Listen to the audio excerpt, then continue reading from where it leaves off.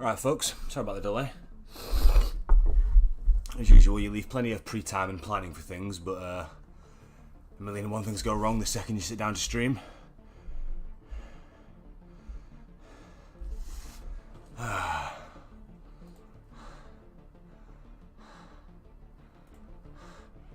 Let's begin in a moment anyway. Cheers, bro. Game capture. Stellaris.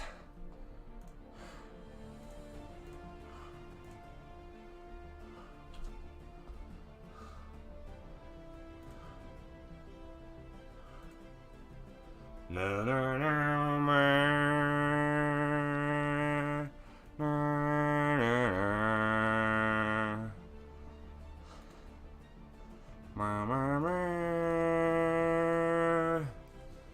Hey.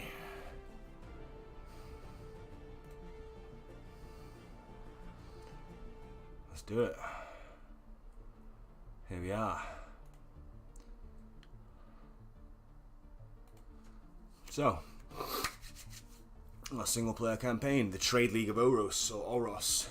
It's a human colony split off, in the 21st century. Used a warp gate that collapsed. They were looking for a new world. They found the bleak world of Oros. Could have been better, to be honest. It could have been better. But here they are. And they've survived in the valleys of Oros, where there's a little bit of life and fertility and warmth. And they've formed into strongly competing little polities whose main interaction is through trade. Because, each one's got something the other one needs. So they're all competing, these little polities. They're ruled by a trade hegemon. Currently, Walter Braun. Our civics are trading posts and free traders. Our ethics are egalitarian, xenophile, and materialist. Traits are standard human traits. We're not going to be the trait. One moment, got to change that. We'll be at the Oros Foundation for now. When we're a multi-world or multi-space station polity, we'll be the Trade League of Oros.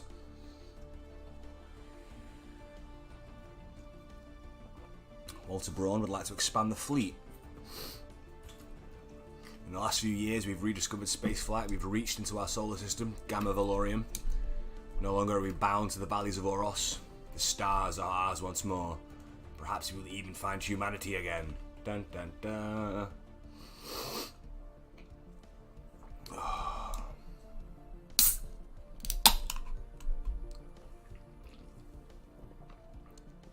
Alright guys, we have a mammoth fuck ton of new features.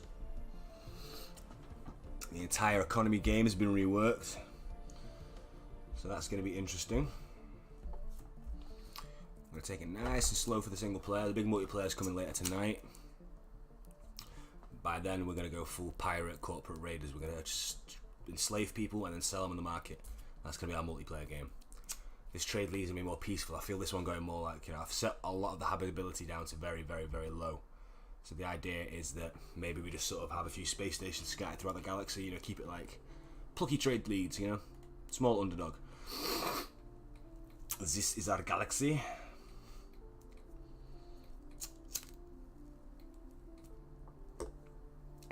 So many new panels, so many new things to look at. Man, I love Paradox. You guys are awesome. The way you got the balls to change your game completely, like 2 years after release. So,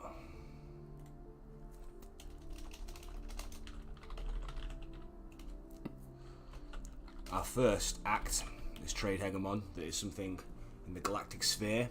We're going to send off this ship to do some scouting. We're going to see what is in our neighbourhood. When we got here in the 21st century, the wormhole deposited on the edge of the solar system. Our sensors were fucked. We never really got a decent analysis. Now we can learn what is in our stellar neighbourhood. So, Deep Space Expedition 1. That's a terrible name for a spaceship. It's going to be...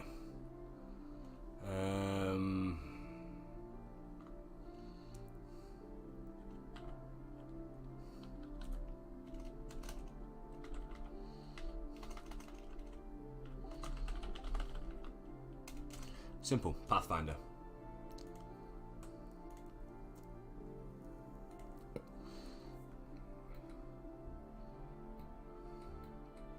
Alright, we're going to send the Pathfinder Just survey our local system for now. Nice and simple. Just have a little cheeky around. Resourceful, how did I get that? Have access to 10 different strategic resources, what? 1 second. That was easy.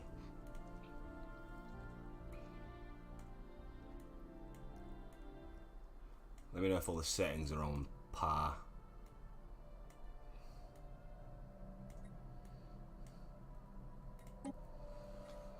Right. Let's have a look at these strategic resources. Ah, so many new options. Looks like Eve now, doesn't it?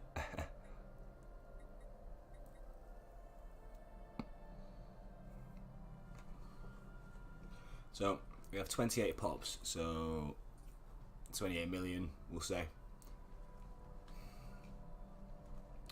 I feel like a pop used to be a billion, but now I don't know what I'd call a pop.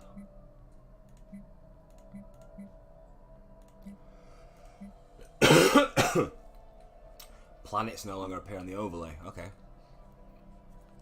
I do apologise, I'm really, really ill. Talking this much doesn't help.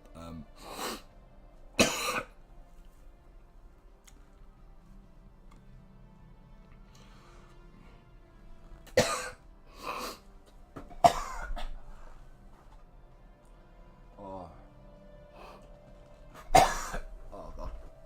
1 second, folks.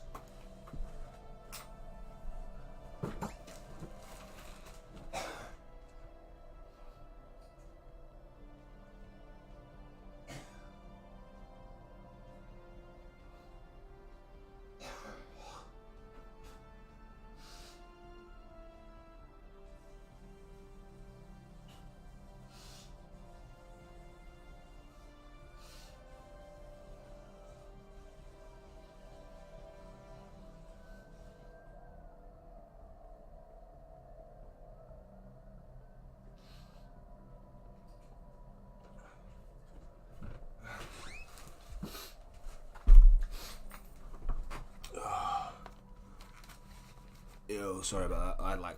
I've been a bit ill for the last few days, and last night I came down with what can I describe as the worst kind of flu of my life. I went to the bog, the toilet for 2 minutes. Obviously didn't bother putting clothes on, just ran there, I'd be fine.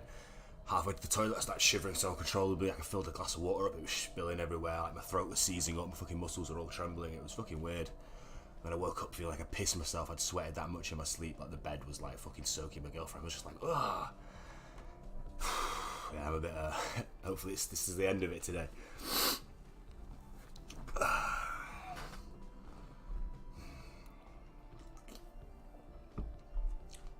As I said, everything's conspiring against me because I'm trying to stream.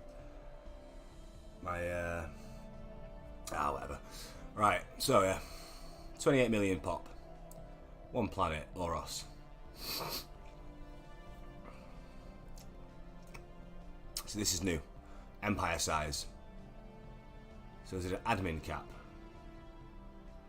Yeah, I probably should get some rest, but fuck it, bro, I've got to play this. For my own benefit and because, you know, I have to keep to my schedules. So the districts give quite a boost.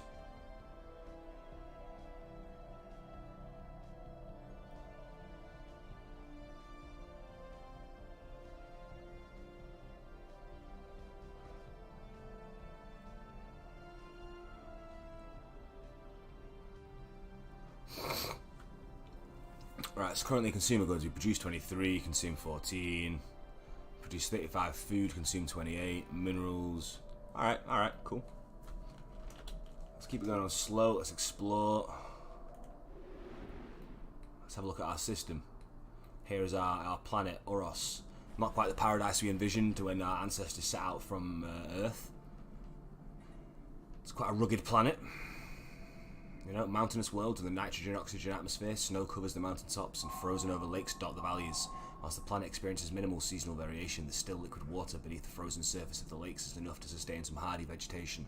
As you can imagine, pretty bleak for the most of it, hence why these largely autonomous valley city-states have emerged. And like I say, the trading is the only thing that really unites them under a trade league.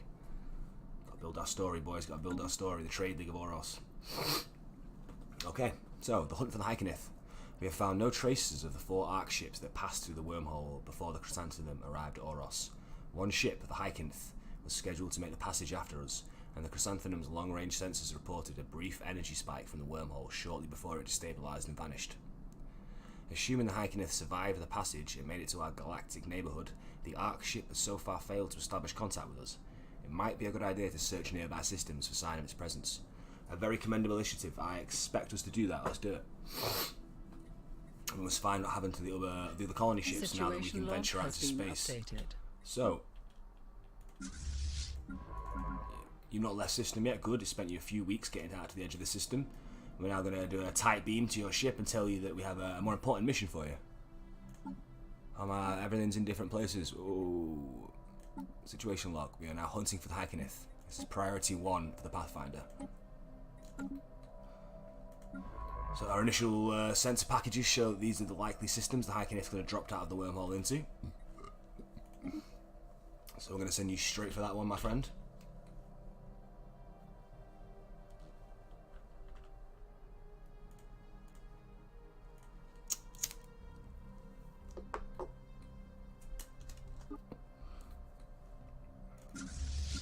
We have the beginnings of a defensive fleet in the system.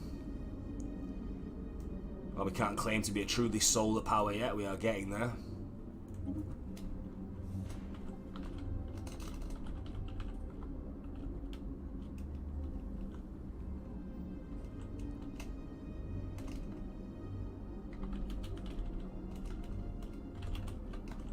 This is the task force under the trade hegemon. Still 3 ships in the moment, but for now they're 3 ships much more powerful than the basic civilian freighters we have carrying ores and whatnot to and from the space stations. We also have a construction ship. We're going to send him off to... We already have quite a few mining operations on lockdown. So we're going to send him to Spring, which is a strange name for this mud ball. He's going to head off to Spring, get some more mining on the go up there.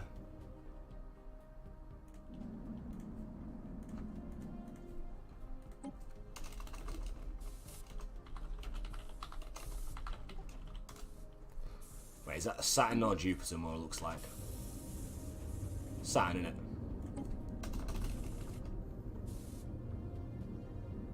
Oh no, Jupiter, because Jupiter's the one with the Jovian belt. I'm not very clear-headed today. Pathfinder is on its way. Interesting, it's a trinary system. We have found nothing of the Hykinth yet, but we will server it. See what we find. Doesn't look promising though. But the scientific community is excited. One of the first systems we've explored, and it's a beautiful trinary. Let's take a look at Oros itself, because this is where a whole host of new mechanics come into play. We have a governor, Sir Andrew Lau. Ooh, fancy pantsy. So trade value 39. Okay. Districts 4 out of 9. Dense urban centres, blah blah blah blah blah.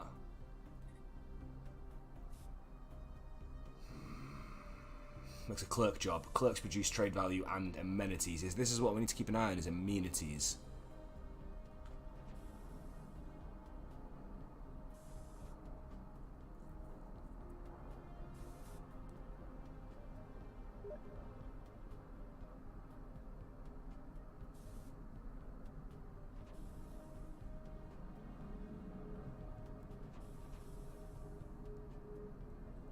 Construction completed. Excellent. There's no rare features on the planet. These are the features. We have industrial wasteland.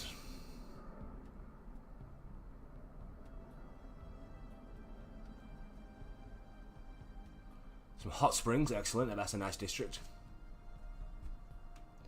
Frozen gas lakes, cool. We can tap them. Tempestuous mountains, the Great Atlas Mountains, where there are storm clouds and men test their metal by scaling them. An ore-veined cliff. or rich caverns. Cool. Rich mountains, fair tundra. This is cool, man. I love it. This is a good new change. Fungal caves, fungal forests. Alright, cool. We've got these large fungal forests that dots with the hardier valleys. So, if we smash them open, we get... Alright, what's that? Generator districts. We can support 6 maximum. Mining districts, we can support a lot more. Agri districts, we could also support more. Decisions. Oh, there's so much to do now, guys. There's so much to do. The Oros Foundation has many decisions. Right, so this is actual citizens now.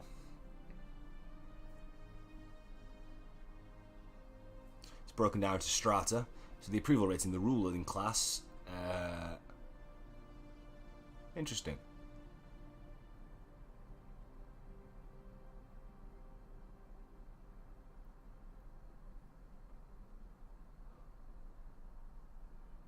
This is Vicky in space now, guys. I'm confused. So, as far as I'm reading that right, the rulers have 32% like power of what's the word? Political power, which makes sense. Specialists 28%, but then workers 38%. What is that? Is that just because there's so many workers? Not that they have a greater political power per. Oh no, I see. Yeah. Because there's only 2 rulers. So they have 32% political influence because they're so powerful, even though there's only 2 units of them. So it's like 2 million rulers, 19 million workers. So they average out higher because there's more of them. That makes sense. Oh my god, there's so many new features. I love it. Executive jobs. So we have 2 that are rulers, executives.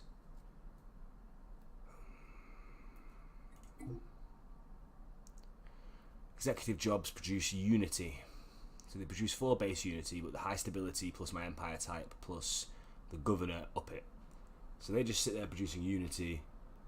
They cost 2 food per pop. Fucking hell. Is that right? 2 food per pop and 2 amenities. Consumer goods.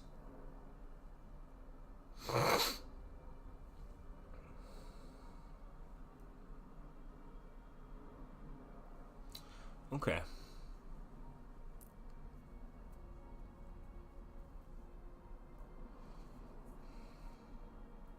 So farming jobs, mining jobs, technical jobs, technician jobs. Technicians count as lower class, or workers rather. Okay. So the workers take up 19. So they take 1 per pop. But not very many. Yeah, okay, that's alright. And then you boys, researcher jobs, metallurgist jobs, enforcer jobs, artisan jobs. Okay, sweet.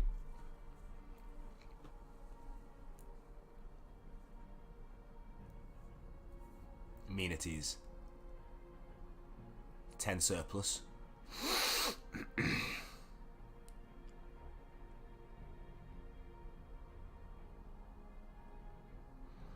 Interesting. It's gonna take a while, all this, isn't it?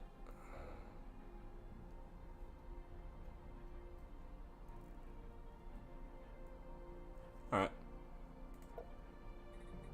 So, specialist buildings, we have that. We have research labs, alloy foundries, civilian industries, commercial zones.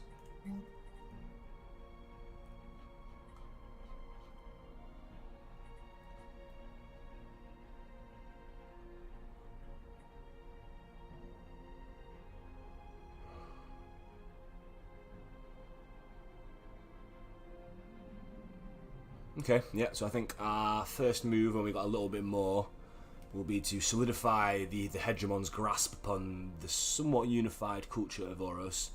We'll build a grand capital that will edify the trade league and what it can accomplish together. But for now, let's keep building up in the system. Novus, we need more minerals, really. But that is all the minerals for now.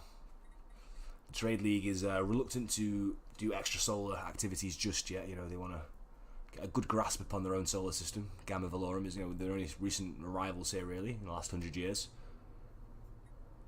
So we're going to start doing mining operations in the upper atmosphere of Nova Jupitus.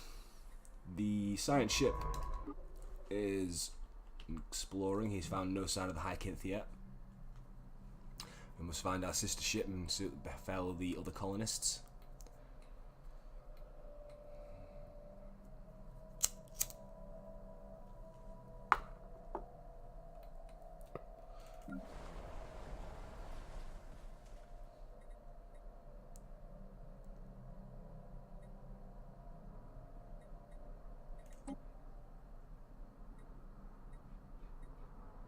Many options, many options.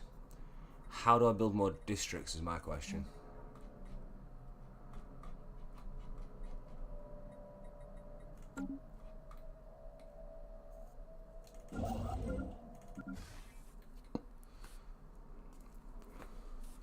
Continue to fully colonize Gamma Valorum. We will now build the great cultural capital for Oros, where the hegemon will sit. This will give us 2 more manager level jobs, which is good, and a larger elite stratum to rule the planet and our burgeoning solar empire. Managers will now turn consumer goods into unity, trade value, and society research. So that's handy. That's handy. Because if you look at the pop right now, we have 2 ruler pops. I'll give it another 2. These guys are executives who just pump out pure unity. So we'll have more unity, but other shit as well. That's good. That's good. Or Paradox, you jammy bastards, you have done it, haven't you? You've turned this game into everything we needed. You've complexified the internal shit so much now that it should all work very nicely. Now we just need better diplomacy and espionage, and you've made the best 4X ever. Space Vicky. So, we will now, I guess, grab the society. Wow. I really have been distracted by dying and doing the RP, haven't I? How many years have we done? We wasted a whole year of research. Huh. Alright. George Griffin and his team are going to... They think they're close to cracking administrative AI, so they will do that, which can help all our labs. And they will share that technology with the whole of Oros, all the free trade valleys. A society boy is going to unlock...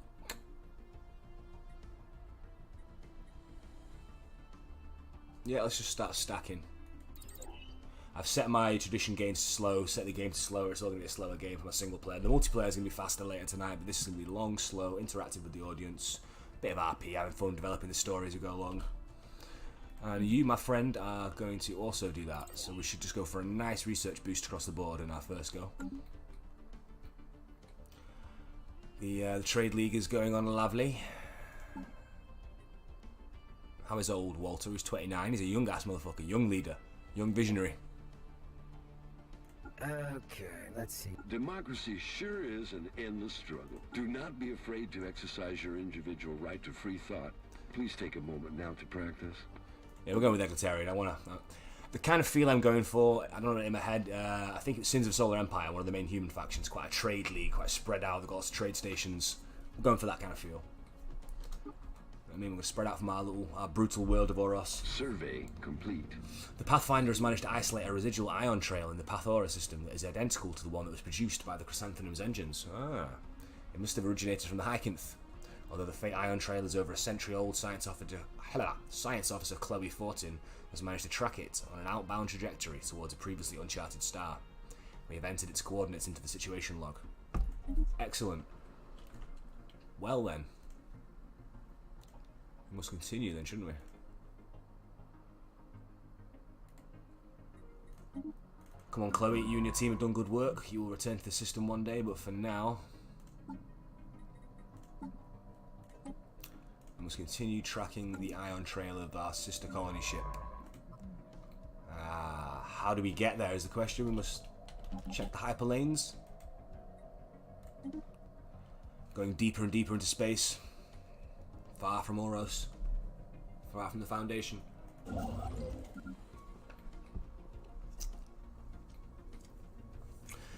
We will set up research outposts in the various moons of the New Jovian system.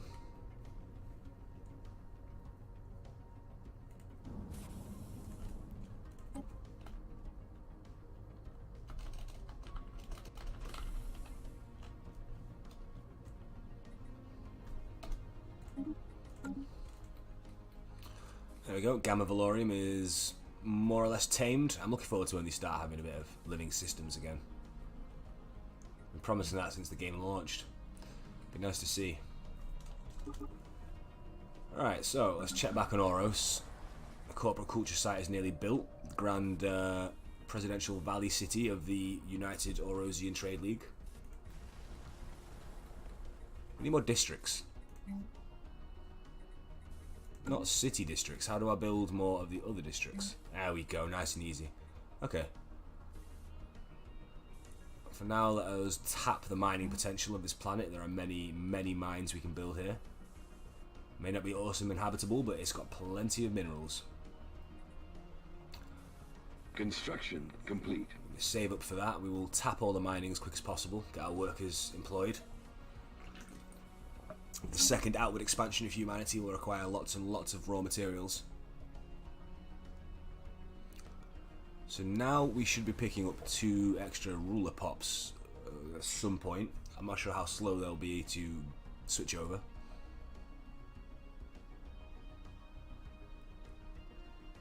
Managers. Construction complete. Ah, managers are specialists, my mistake. That's even better actually. That means they're not as highly placed, they're just middlemen. So where are their managers? There we are. They produce unity and society. Excellent. Alright, that's awesome.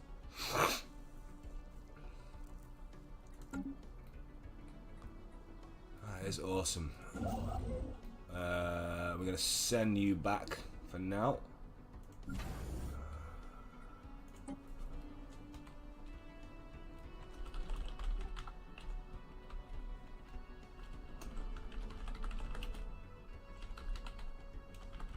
We need a better name for the central shipyards of the hegemony fleet.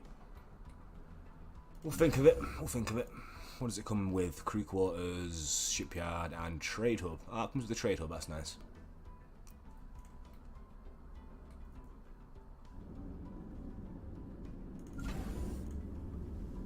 I wish they'd put in, you know, if you've played Galactic Civilizations, the way when you have something garrison or orbit something, it just turns into realistic scale and just circles it slowly. Looks awesome when you've got a huge fleet circling space stations. It actually keeps it in scale, so the space station's huge and it's got the huge, like, ships are downscaled and they're all around it, floating. Looks cool. Alas, I hate the way things just kind of hang in space in this. You know what I mean? The way they're just going to sit there, even though the station's there. Right, we're up to 293, so we can begin to invest in the mining operations. Oh no, we can't, it's 300. Let's speed up for a little while. Let's see how Pathfinder's getting on. Pathfinder has made it to Aresta. Got to push on to the, what we assume is the ion signal of the chrysanthemum. I think when they return, Chloe Fortin and the whole crew of the Pathfinder deserve commendations. They've been in deep space for 2 years now, pushing the boundaries.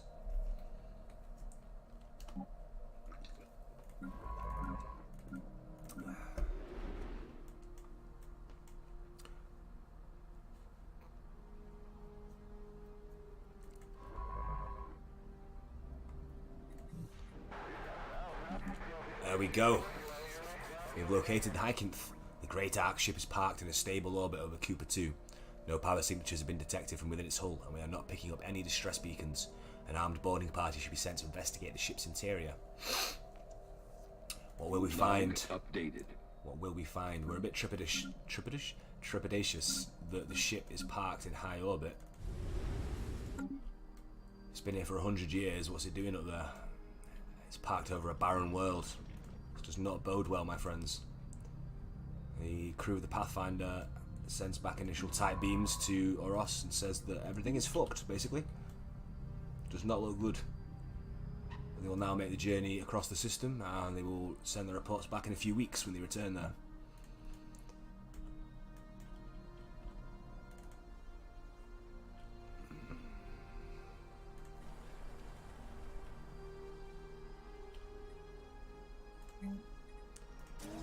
In the meantime, more mining communes are being set up across the mountains of Oros. Now that we have the resources of a collected foundation, we can begin to exploit those inhospitable areas of the planet rather than just clinging to our valley city-states. So far, we have not detected any other habitable worlds, though.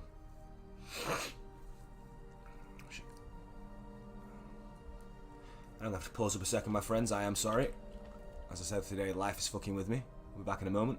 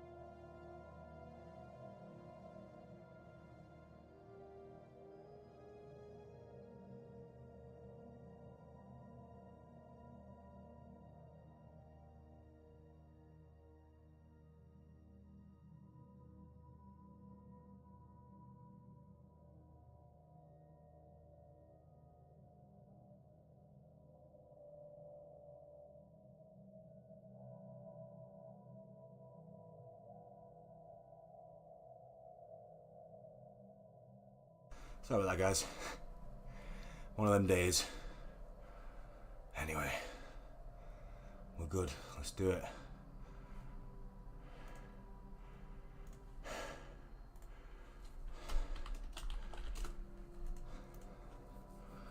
Alright, what are we up to? Get my breath. Running when you're this ill. Not very smart. Alright. So, it's been about a week. They have made it across the system. In fact, it's been longer than a week. It's been about 2 weeks. Making their initial approach now. A boarding party has been sent out. Man, I love the music in this game.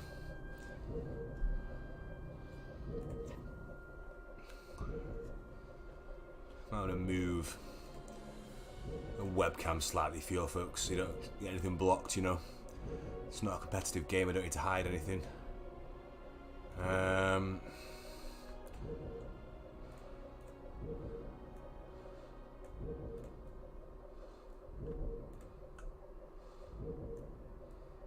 There we go. Stick me there. Lovely. Lovely jubbly.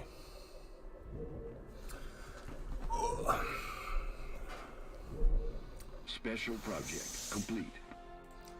Hiking boarded. Our boarding party has returned from the hike with a gruesome report. Oh dear.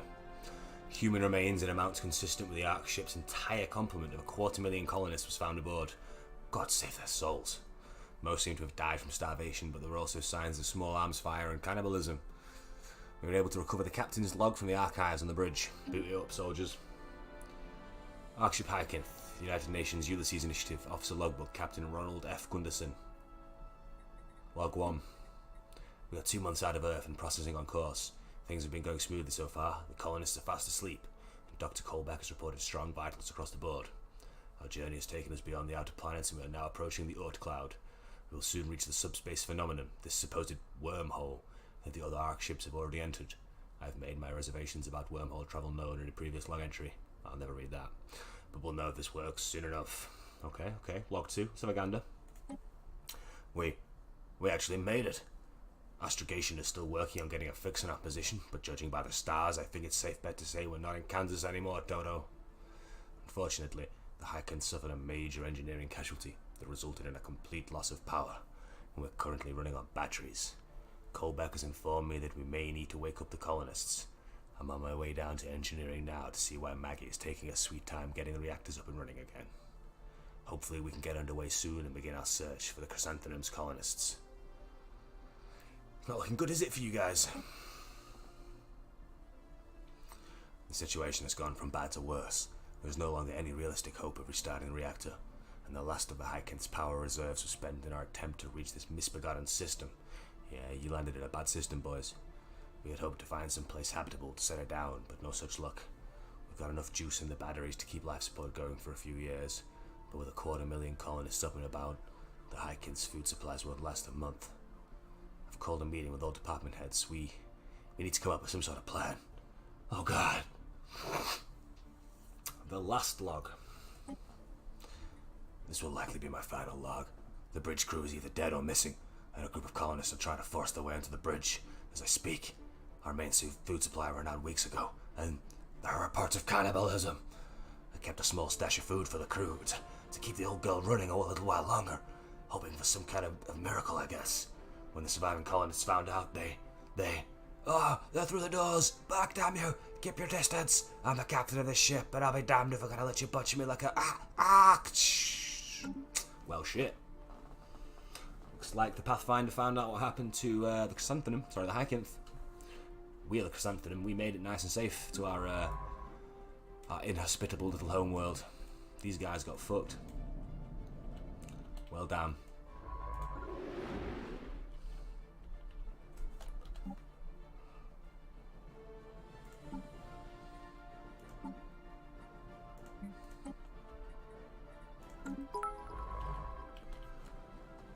Hey, what's up, Box? Cheers to the 20 bits. How you doing, bro?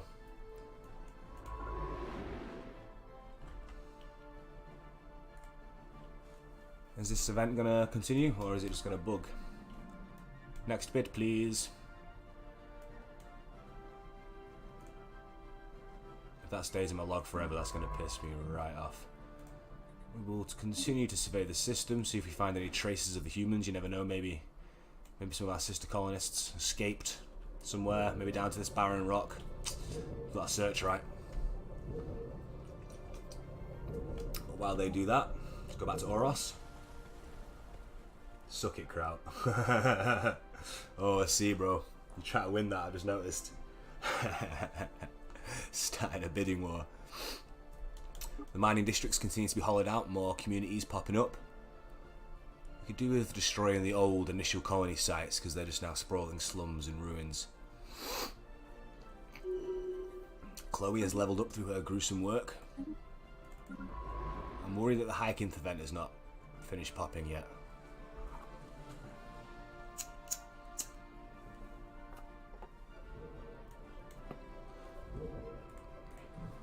Still no signs of life or other habitable planets in our stellar neighbourhood.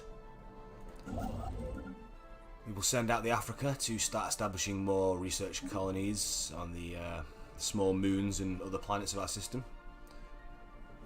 Given another few years, the trade hegemon is confident that Gamma Valorium will be truly colonised in the proper sense. Every rock, every planetoid, every planet will have some human presence, even if it's just a small research team or a refueling depot. It will all be ours.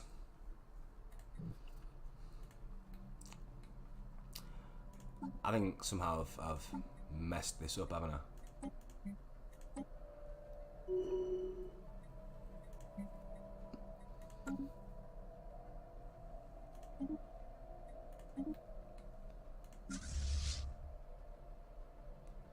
Do with increasing the navy as well. You never know. But no, can't really pass that through the hegemony. No one really cares about the navy right now. They don't see the need. 3 ships is still more powerful than any individual freighter captain or hauling company. The great corporate culture site is done. Mining districts are done.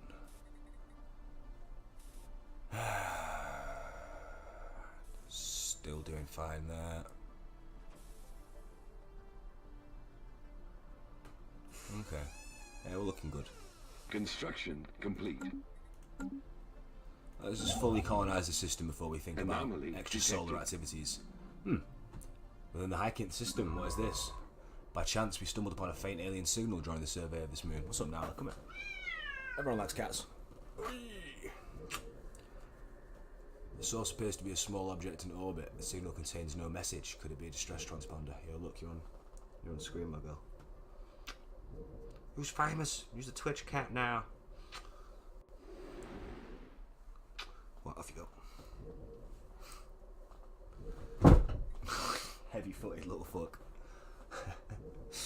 Right. There's a strange small object in orbit. Let us have a look.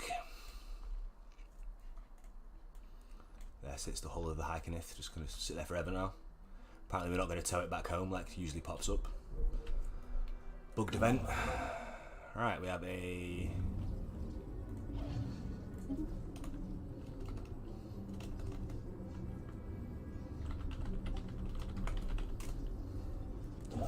Africa's going to continue on. Believe there is some more. Yep, hope. I know we've already got it. Alright, we have the whole system on lock. So you're going to go home. What budget can be passed now is a second expedition, as space is rather large and we have much to do.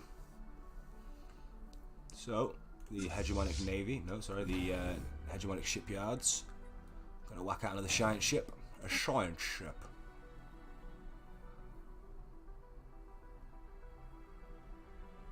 So right, let's pick what up.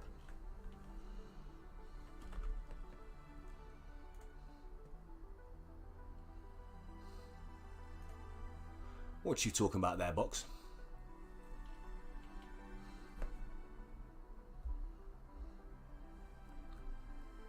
Stellaris with Sean Connery. Yes, it's me. Hi. Surprised I could even speak today, mate. If you were at the beginning of the stream, I think Jay's still here. I literally had to stop for 2 minutes while I nearly fucking threw up coughing. Construction complete. Right, we have Pathfinder 2. These imaginative names. You know, the science community is never imaginative. This is what we found. Interesting. The mummified remains of a single individual belonging to a previously unknown mammalian species has been found drifting in high orbit over Cooper 3A, the moon. The being is dressed in what appears to be the flight suit, complete with a helmet, and maybe a fighter pilot that ejected in some ancient battle only to be forgotten and left behind. Our study of the corpse has provided some interesting data. Bloody hell, this is the first confirmed alien ever. Tragic fate for this alien, my days. Right, well, let's get Pathfinder 2 out there even quicker now then. We've found alien corpses. My fucking hell. This is a crazy day. Crazy day. Jana Kwasim. Yeah, Jana Kwasim. You are going to start exploring the local neighbourhood. We need to know what is in us. We need detailed scans. You will take a year scanning each one probably. And when you're done, we'll be able to expand into our local cluster. Start tapping those resources, and it will be a truly extrasolar empire.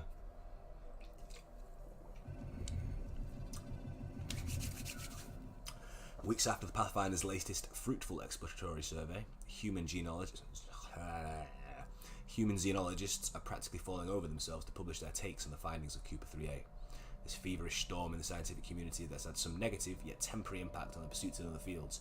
Basically, everyone is shitting their pants and excited as fuck, like, oh my god, aliens! And in the same system where the Hykinth was lost. Coincidence? The conspiracy theorists are going crazy on the internet.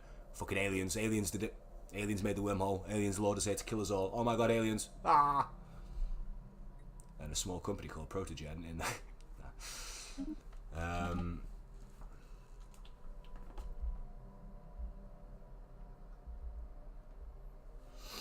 Interesting. Right, well, let's send out Pathfinder 2. See what we find around us. Pathfinder 1.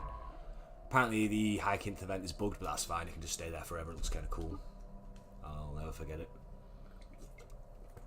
You need to start working your way back this way. You'll backtrack on the systems that you briefly logged and give us a detailed survey. And then you poor bastards can get some R&R because you've already been out into deep space for 4 years without returning to a home.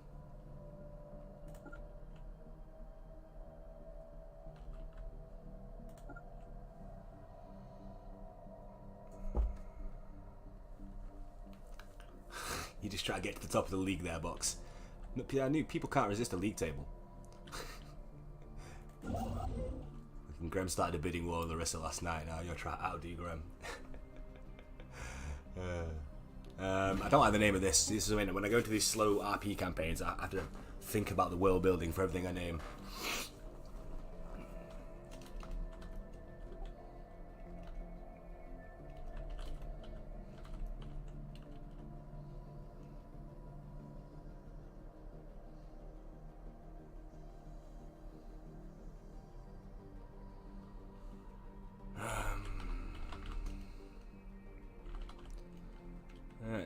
Foundation hegemonic navy shipyards, that'll do. Fucking whatever.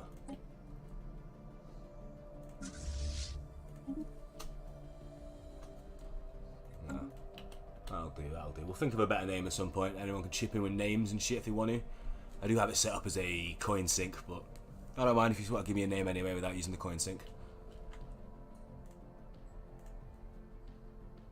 Let me know if them chests actually pop up on screen. A chest should pop up every half an hour. That'll give you a good old coin boost.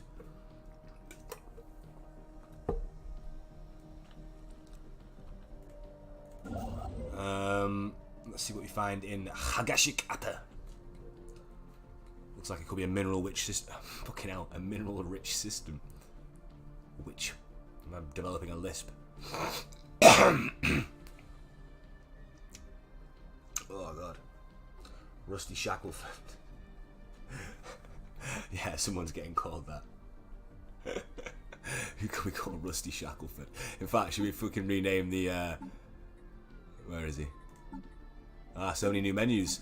Where's my government tab?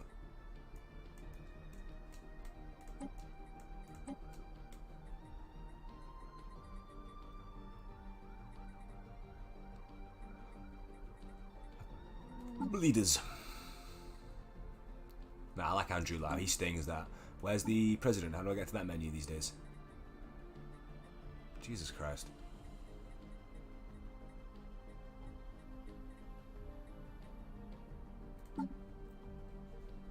Everything's in a different menu. Where do I find the government overlay? Ah, I'm an absolute special case. Right, Lee Hegemon, your name is now Rusty Shackleford. He's young, our Rusty. In the 4 years he's been around, he's expanded us into the dark void. So far, oh, hello. Pause up, first edition. It's got to be prosperity, hasn't it? There is no better indicator of the success or failure of a star nation than the strength of its economy. Mining stations plus 10% output. Excellent. Finisher does +1 merchant jobs per every 50 pops. Yeah, that'll do. Let's do it. Prosperity. What? I'm going to keep it on slow for now so I can keep talking and not miss anything. Name everyone Shaq in some form. Maybe we'll have the leaders or we'll have it in there. So, the Pagol system, which is getting renamed because that's a shit name. Pretty sparse system, except for Pagol 3 is a desert world. A dry, rocky world with a nitrogen-oxygen atmosphere, precipitation and major bodies of surface water are relatively rare. Significant temperature variation between day and night cycles. Vegetation is scarce, but even moderate precipitation can make the desert bloom. It's a little bit smaller than Terran standard. Could definitely be worth having a look at, though. Survey complete. We're going to need an outpost out there to explore the rest of the galaxy. I mean, look at these poor bastards. Pathfinder 1 have been out there now for 5 years. That's a long mission. The first human-man mission out to deep space, 5 years. A few people went insane, stabbed each other. One guy stabbed someone with a rusty shackleford, I hear, but you know, what can you do? In the great corporate hegemony of shacks, all must name their firstborn shacks, in honour of the first great leader who sent us to space. I love Andrew Lau's little pedo tash. Hello, I'm Sir Andrew Lau. Yes. Right, so we unlock more specific buildings, like, yeah, 30 pop. So we have 29 million. At 30 million, we can unlock that.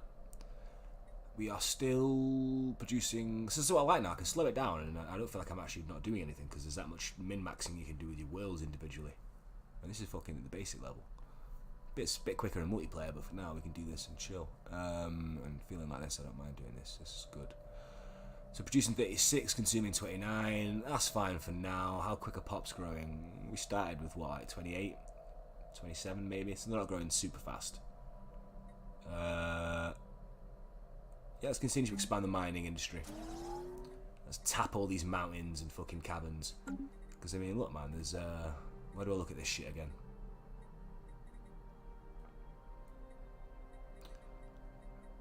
There you go, planetary features. There's fucking tons of fucking ore-veined cliffs, ore-rich caverns, rich mountains. Not much tundra, but there's some tundra that can be turned into good agri-districts. And the forests can apparently be readapted for fungal forests, fungal harvests, as can the fungal caves. Okay, so there's plenty of land outside the trade valleys, the trade polities and the valley city-states that we can use and tap. Oros may one day be a megaropolis. Or Anumapolis, whatever you call it. That thing everyone likes to orgasm over. Oh, city world, oh, so cool. At this point, we are going to formally elect a head of the navy because we have found a dead alien in what seems to be an analogy of military gear, or so we think. So we are going to go with... Who do we go with? Raimundo Ramirez, Rodney O'Connor, or Alicia de Vargas? What do you reckon, Hegemony Council? What's your vote? Who will our first Grand Admiral be? The leader of the Hegemony Fleet.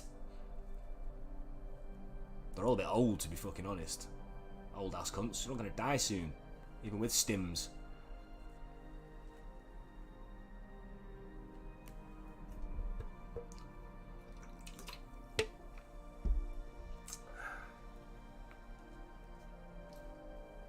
Hey man, we can't have multiple rusty shacklefords, that'll become confusing as hell. Everyone's rusty. No, we're going to go with Rodney O'Connor for the sole reason that he'll live a bit longer, and whenever I'm pretending to be him, I can do a stupid fucking Irish accent. So Rodney it is. Welcome aboard, Rodney.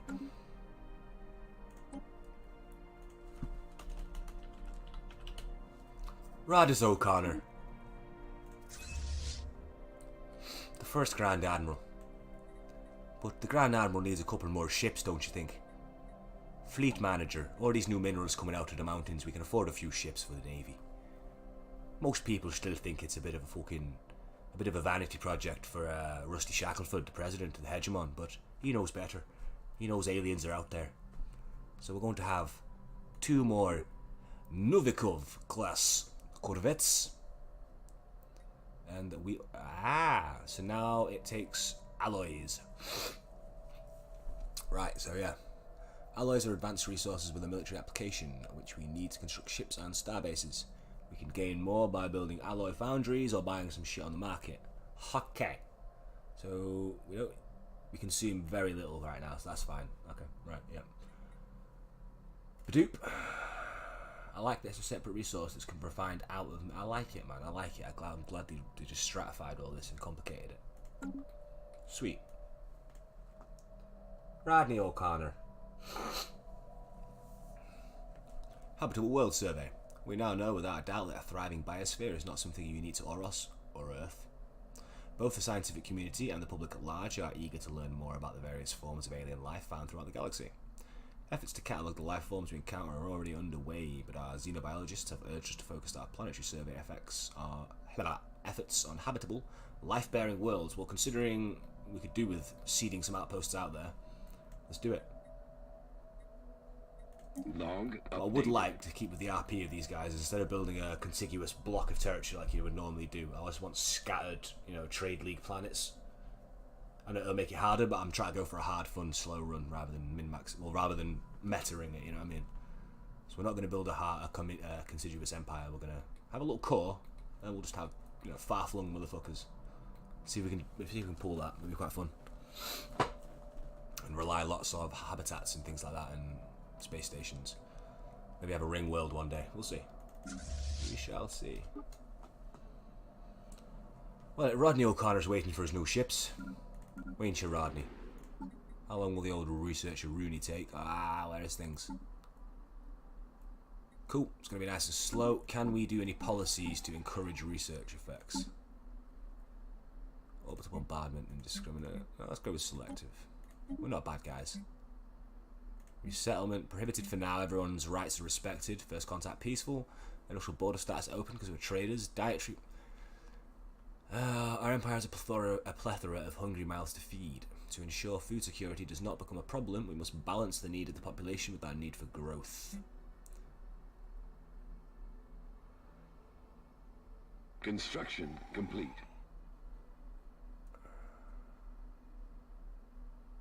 Once we've maxed out the farms, we might, slacken the food rationing and everyone can eat more. Economic policy. As I said, right now, obviously we have the hegemony, which is, the oversight leader, but he was only really placed in place when we had to unite together to do things outside of the planet. So the individual trade cities, they're all, and the valley cities are all still very autonomous, and they have, formed the voting blocks. So while our boy Rusty Shackleford is in charge, he's not, can't do everything on his own. So they're all still like, we don't need military ships. You can have a couple, bro, because you've done well. Here's a couple, but we're all about trade. We're all about economy. We don't believe there's a threat out there. So we're going to switch to a civilian economy. The needs of the populace must become. The needs of the populace must become. That's written wrong. The needs of the populace must come before the business of war. Economic might, not military prowess, is what our empire will be bounded on. A comet sighted. Oh no, -1 stability. A small celestial object with pronounced gaseous and particulate tails was recently observed in the Gamma Valorium system. Its passing was uneventful. Cool. That was nice. Oh no, that's why it's going to be hard, because my cohesion is going to be shit, which means more pirates, which means more criminal elements. But it should be. I want to see how well I can run a far-flung trade empire. If some of my planets will rebel, or if there's going to be like, I think I've set it to about 10 or 11 construction complete. Other empires. Very low habitability, very low sort of gateways, wormholes. One sec.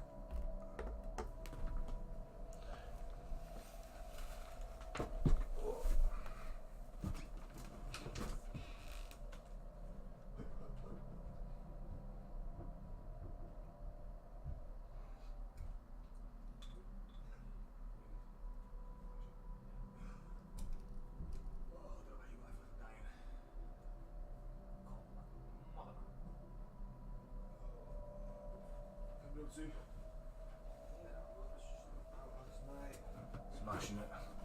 Been smashing it. Yeah.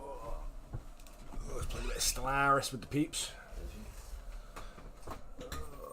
You're a multiplayer? No, just streaming a single player for now. I'm going to do some multiplayer later.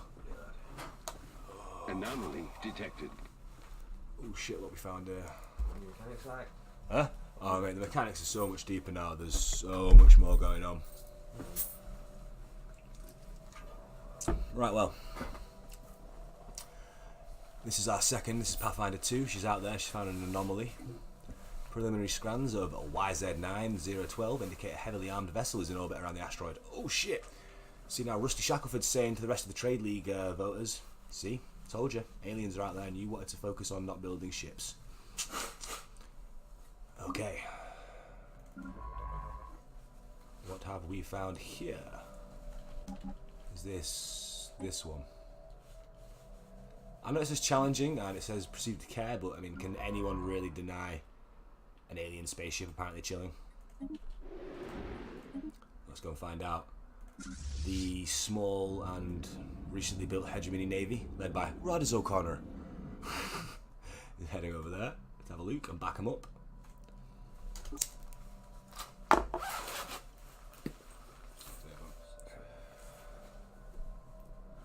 So the mechanics are so much deeper now, like some of the menus got a load more shit on it. This is your world, I mean that's the planetary tab, it's completely different. Yeah, man, that's it for the devs. Yeah, the stratification of like your classes, you know what I mean, like within various societies and various edicts, like rulers might have hugely outbalanced, you know, sort of voting rights compared to the workers, and we might be egalitarian. Scientists levelling up, excellent. Excellent. Our homeworld of Oros, which is a little crappy tundra world that was colonised via a wormhole gate. It's slowly building up. We've got more mines. Mines are good. We're going to continue with the mining efforts. Still in a surplus of energy and food, so we'll continue to get the whole mining thing done. Rusty Shackleford, the hegemon, has, you know, that was his promise. He was going to exploit the mineral wealth of the planet. He wants to build a fleet. Everyone else wants to, you know, just enjoy the minerals, but he's a smart one here. This system looks pretty funky. Apparently there's a heavily armed ship here, so this might be a bad idea. But our scientists are curious by nature. We've got to check it out.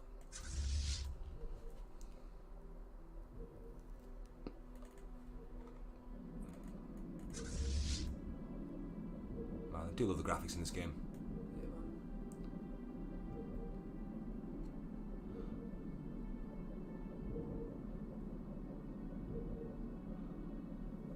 Get there, it's gonna spawn like a fucking heavy cruiser or something.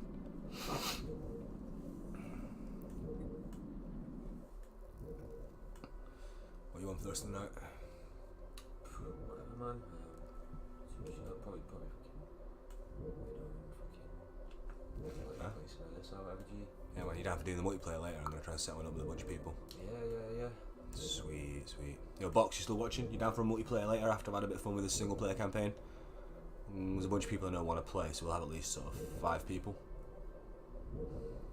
We'll use it from the CK2 forum. Right, patrolling's a new thing, isn't it? You can patrol to drop piracy between your trade links. Our trading's going to be fascinating when we get to that. I think there's no external trade though, is there? Not of trade routes, that's all internal for now. I'll see. Right, so Rodders O'Connor has arrived and taken up position around the asteroid. Pathfinder 2 is scanning. We are expecting a confrontation. The hegemon is sitting there with a smirk, telling everyone I told you so. Aliens do exist, bro.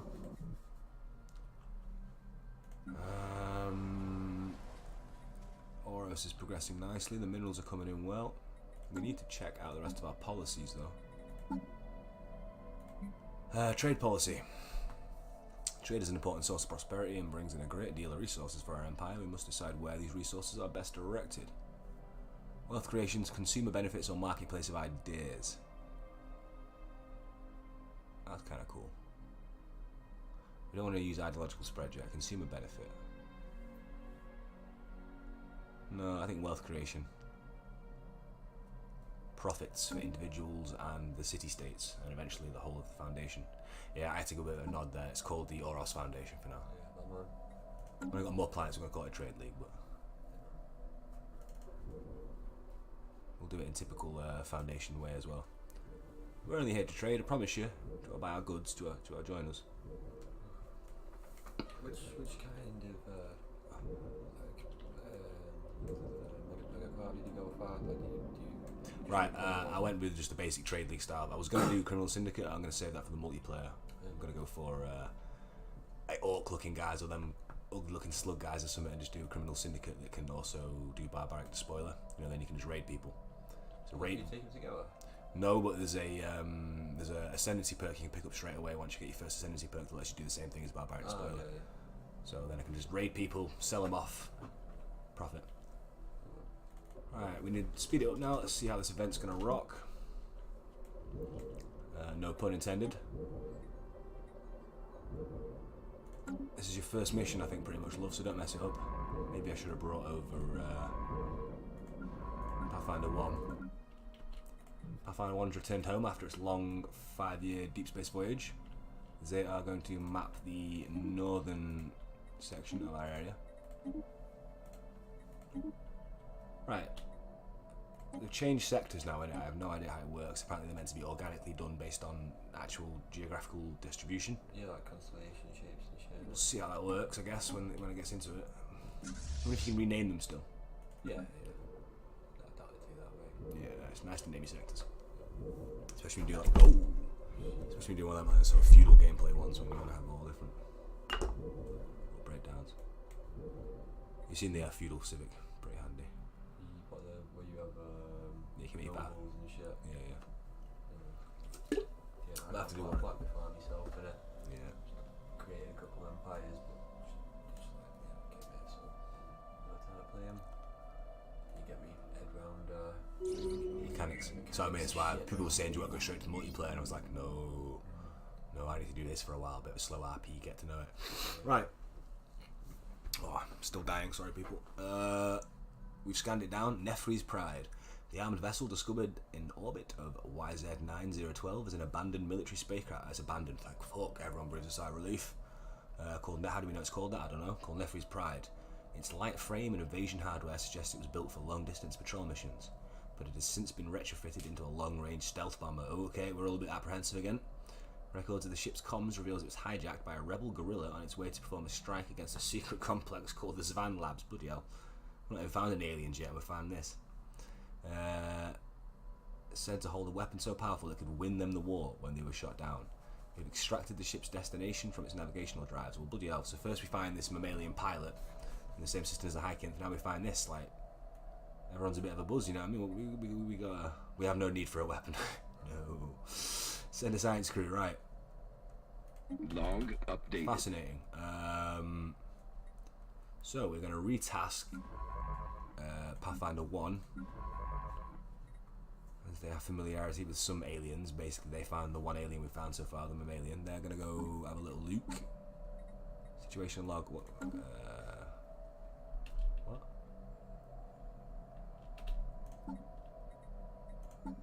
Correct me if I'm wrong, but there we go. Zvan Labs. Which is where? Back in Pagot. Okay. So we send in Chloe. Go have a check of that. Pathfinder 2, you're going to continue your original mission, mapping out the neighbourhood.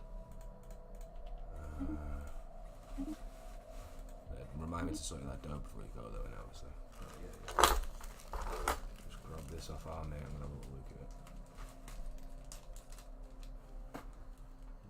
It's alright.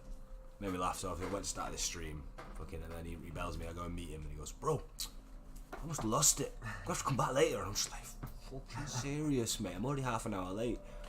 And then he obviously met me eventually. It's pretty pain. So we continue building. This system is full of minerals, that's nice. I think it may be our first extrasolar outpost, especially as there's interesting signs of aliens here. And this asteroid belt looks like it's high yield. Tasty, tasty.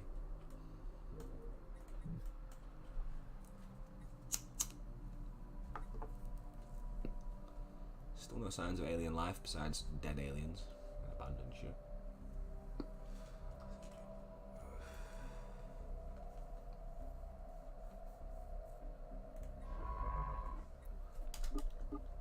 Go on, Chloe, off you go, faster. It's gonna take a while to get there. We should also send a Rodders O'Connor over there. The Hegemon is anxious that the military Survey his complete. military remains relevant and is on the scene. it's hard to try to lead a bunch of independent city-states into a galactic power. How old is old Shackleford now? 35.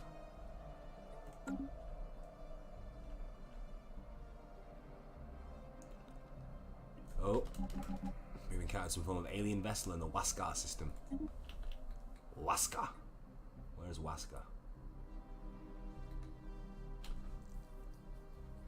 Am I being blind?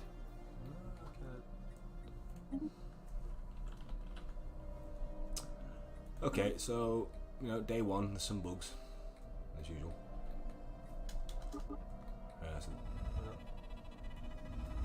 Oh, right, no, okay, no, I take it back, that's not a bug. We just had not noticed this amongst all the sensor data we've been picking up. What have we got here? An alien space station, bloody hell, is this something to do with all the other things we've been finding? Who knows? Once more, everyone's shitting themselves. News of alien ships humming through the ether have reached Oros, in many ways ending the first chapter in the Book of Oros Foundation's bid for a stellar empire. Intriguing. What the fuck are you? I assume you're a nice station we can talk to, but we don't know that. We're going to investigate you. That's handy though, we're going to be nice and close. We can integrate them. Alright, let's speed this biatch up. How goes the construction efforts? We're nearly done expanding the mining districts and around mining communities all across the mountains and the caverns of Oros. Man, there's so many new fucking combinations to play on this, really. So look at me pop, how's that breaking down? Still 2 ruler pops. Plenty of Construction complete.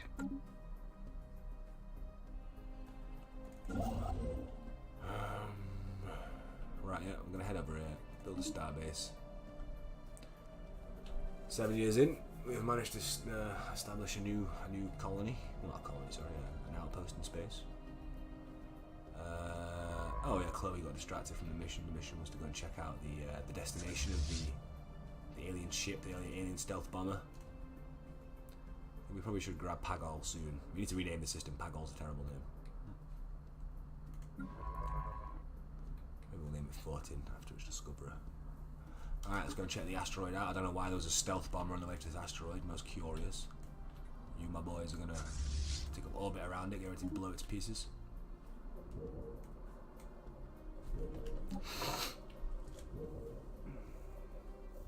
Oh, it's gonna smoke that stuff.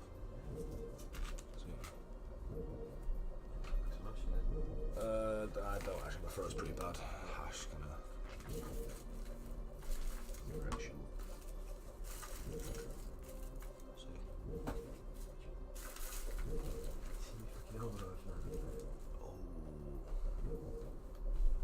Funny bastard.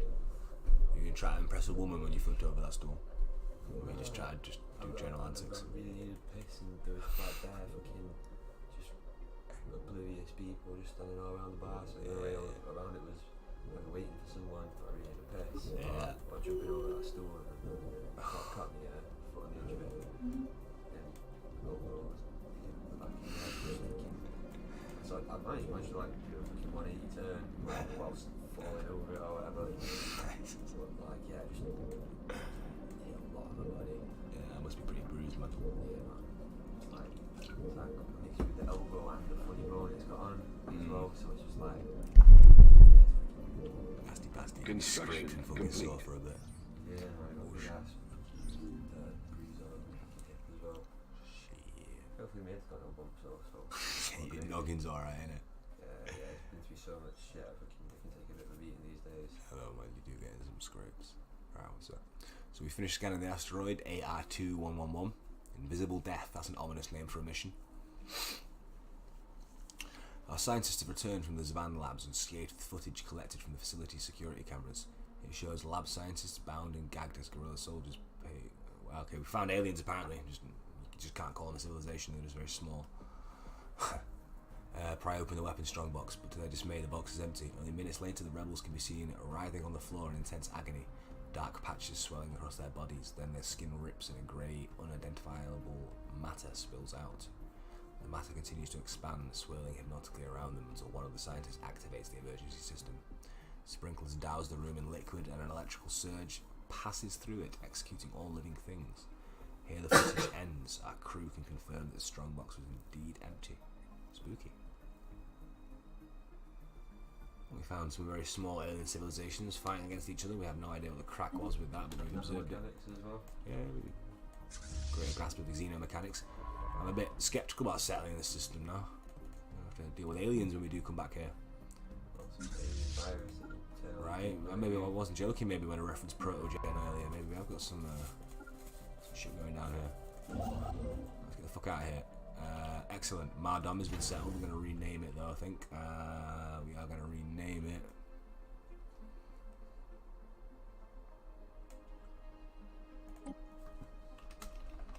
I'm going with the theme. I'm feeling it at the moment.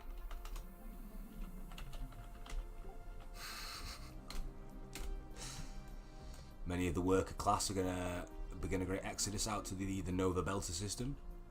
You know, there's no habitable planets, but there are plenty of asteroids where we can set up systems, refueling depots, mining operations, agri-habs. So my boys, you are gonna go over there, build a mining station. We've got some minerals to throw around, so we might instantly make sure our grasp on this system is proper. 200 alloys to upgrade to a proper starport. Let's do it. Oh. Not feeling original today. I'm not feeling original today. We're going to call it Medina Station. The Eurasian Concordat. We have received artifacts from an ancient alien civilization on Kagatan 2A. Where's Kagatan 2A? Okay. Ooh. Everything will be settling around there though. Pulsars, neutron stars are healthy. From what we've translated to their language, we have learned that these aliens called themselves the Eurasian Concordat. They were an interstellar power that held sway over this region of the galaxy a little over 500,000 years ago. They appear to have been six-limbed mammalians, and there are several references to some sort of plague called the Jabarian Pox, which swept across their empire with devastating results, possibly leading to their extinction. Pew pew pew. Well, we're finding all sorts of fragments of aliens now, some living, some dead. Very habitable about that star. Yet, no one's going to be living on a crazy neutron star world. We do have one habitable world so far. There's a new thing these days you can set if you want to guarantee. You know, they always used to guarantee 3 habitables near you. Yeah. You can scale that. I set it to just no guarantee. I thought I'd fuck with it. Yeah, I want to play these kind of trader guys with struggling to. I want to spread them across the galaxy. Just make it hard. So I don't want too many habitable worlds. No contiguous empire. Right, so that's doing that. We're gonna. Nova Belta is gonna get built up. Nova Belta. Nova Belta Sasaki. Look forward to the program coming back out now. They've got a big Jeff Bezos budget. Yeah, mate, you see the last the South Park episode from last night, mate? They went for Amazon, mate. I like what they're doing. Like workers versus robots. You hear that, Amazon? Jeff Bezos is a fucking alien. I might name the planet after him. Bezos, yeah. Right, speed back up. The money is rolling in, or rather the mineral wealth. Shackleford's industrial action seem to have worked. Cool, we're up to 30 pops. So 30 million people, we can now build a new building slot. Where are we up to with housing? Available plus 13. So we've got plenty of housing. Do we want luxury residences? Adds more amenities. We could put them in later though, couldn't we? Hollow theatres. Entertainers turn consumer goods into unity and amenities. Do we have any entertainers at present? How do I check the actual breakdown? No, okay, right, let's, we have the Great Hegemony capital that was built specifically. It's no trade city, it's the first, truly cohesive city on the planet that isn't just an insular trading nation in the valley. We will now build a great entertainment district alongside that. Hollow theatres and the most crazy new age fucking fashions, whatever they are. Imagine it, like, do you remember you got an artisan troop station. That's what that is. Interesting. Okay, then with the artisan troops fashions, Xeno fashions, they're all the rage. Are you sure that's what I'm assuming it is. Different system. Yeah, it's this one. Oh, yeah. Artisan troop. Yeah, dope. They're space frogs. Headmaster Tyranix. A visitor. This is a joyous occasion indeed, Ribbit. Yeah, you can build trade stations on your if you do There's a unique one, isn't there, in this system I can build that'll give me something. Is that what you mean? Yeah. So like that, there's like bonuses to having them. Like, You're right. You can make loads of, you could make loads of energy. I don't know what they've done after the patch or whatever, like how the breakdown is going to be going with shit. And the way I've set my empire up as well, I get a big boost to star bases, so I can easily do that. Which is good. Our members have dedicated their lives to the pursuit of art, music, culture, and all other things which make existence bearable to a sapient being. Please, if you would like to share in the wonder of our creation, contact us. Okie dokie, bro. How you doing? Let's have a little chin wag, shall we? Greetings, Rusty Shackleford. Tell us more about these troops.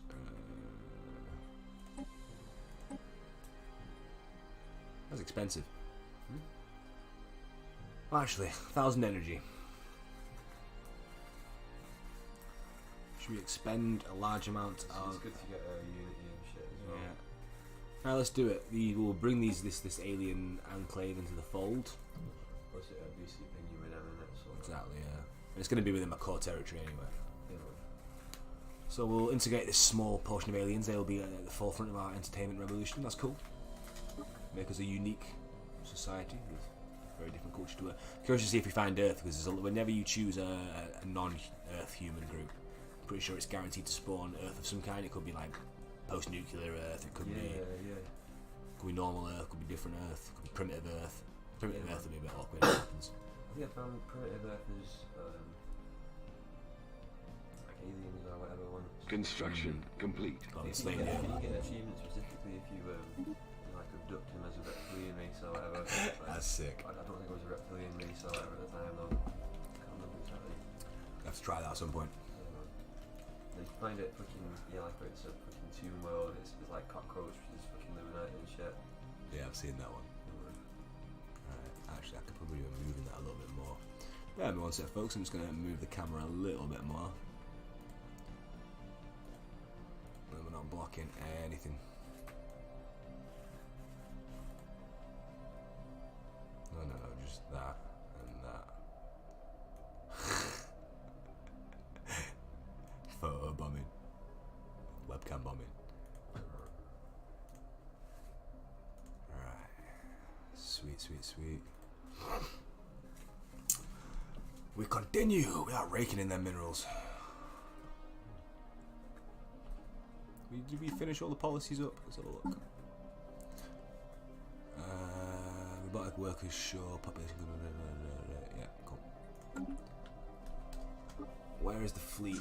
Over here. So nothing crazy happened out of all that. We just found some aliens. I thought I was going to go a bit more interesting than that, but maybe I'll continue on at some point. So Pathfinder 2 is now going to head out on a deep space mission once more. Where should we go? Let's go send you... In fact, we need to find what the crack is with that desert world. Let's fully explore that. Right, it's Pathfinder 1, man. Stake. What's your main planet type or whatever? That's a good point. I assume it's going to be tundra. Or if you want to tundra or whatever. Not tundra, sorry. Alpine. Alpine preference. Yep. Right. We're going to continue to expand the navy, judging from the fact we've now got confirmed aliens in the galaxy. Some of them with fighting capabilities, clearly. Ship limit is 20. We're going to build up to... How many alloys do we have? We're going to expend a good amount of our alloys to expand the fleet, I think. 441, yeah. We're going to expend our alloy stock on making the hegemony fleet large and powerful. Lovely jubbly. I need a piss, 1 minute.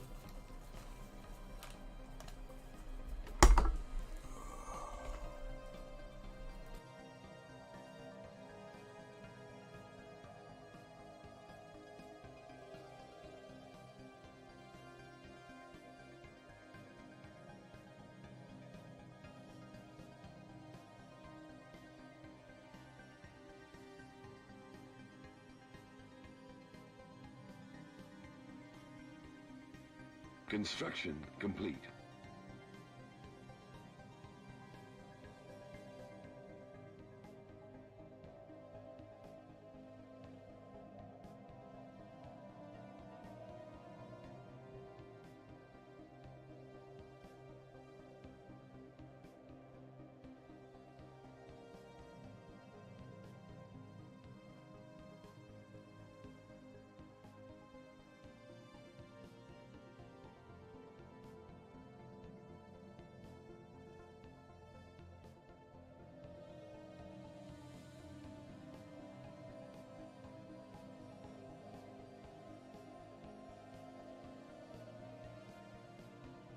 worries. I just mean, oh, you wouldn't hear it actually, would you? No matter anyway. It would have paused it if anything crazy happened. Right. To be fair, we've actually not got a bad set out here, because in the end we can just use that one there, that one there, and that one there as, you know, like gateways to the core. Battery is low. Okay.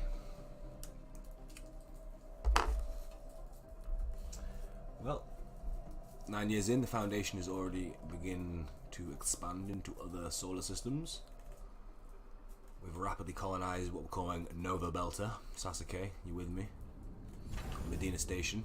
It's going to be the beating heart of this asteroid mining system. It's going to be good. What we're going to put here is the question. Now, can I set up a trade route? Will that work? Can trade routes work in planets without the systems without planets? Or is trade generated by a planet? I actually really can't remember how it. I mean, I'm not. I did read all the fucking dev diaries, just like that was over the course of a lot of weeks, and there was a lot of shit. So yeah. Yeah, I can't fucking remember. Yeah, there's a lot of shit. Where is it in comparison to the rest of your things? Next to it. Okay, but that what's in that system for? I don't think that's a. If you want a trade route or whatever. It has to generate trade value in the system, doesn't it? I think anyway, to set up a trade route. Okay. I think because some deposits are like trade value. Planets produce trade value based on complete. them, but then there's also deposits that can do it. Construction ship. We finished building everything in Nova Belta. Higashi's kind of a useless system, really. Those the stars there without what you call it, lines to them. Which ones? Just the ones to the left. Oh, that's just shit unexplored, right? Yeah, they changed it so you can't see the whole hyperlane network anymore. It makes a lot more sense. Yeah. To map it out as you go. That system could be quite a good what should we call it, defensive point or whatever. Which one? Nova Belta. Well, if there is anything. I'm assuming that's. Yeah, you're right. I'm assuming that way and that way are the only ways, because this whole system's isolated. Yeah. So this will be a gateway. This will be a gateway. That'll be a gateway. That'll be a gateway. But that's like a decade or two away, I'd assume. Once we start thinking like an empire. I'm in a ground salt. Hey, and Yo, I'm only like G.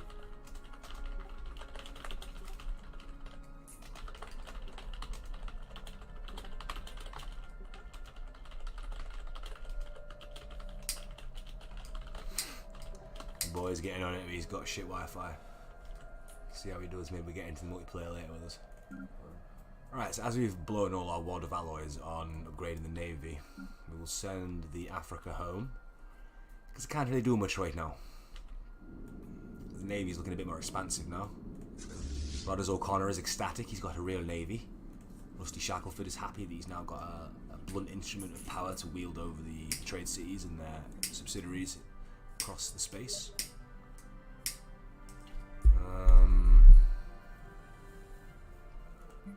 Medina Station is done. Anomaly detected. The asteroid BTOR-95 emitting some form of radiation and control bursts. Is someone or something trying to communicate with us? It's propaganda.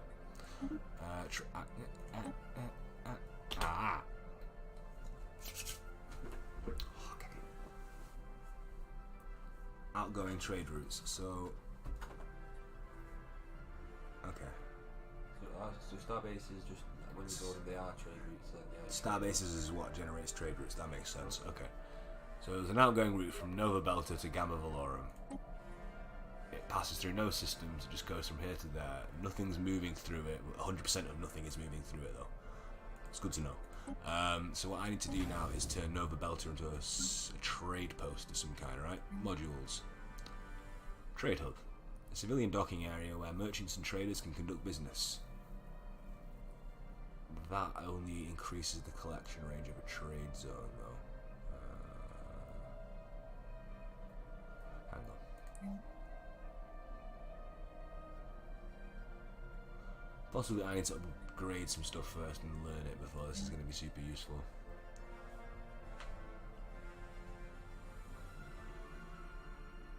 MP later, is he going to be on slow? Because I'm going Oh god, yeah, we'll have to put the stat and multiplayer on slow for the first like decade or two.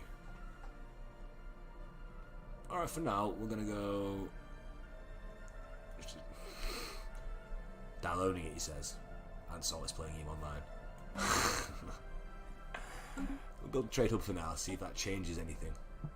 I'm assuming the basic one doesn't, but I'm assuming upgrades of it will. I need some dinner before I'm multiplayer. Construction complete. Hey, all fine viewers, you four peeps. Are you also playing the game at this point? Are they?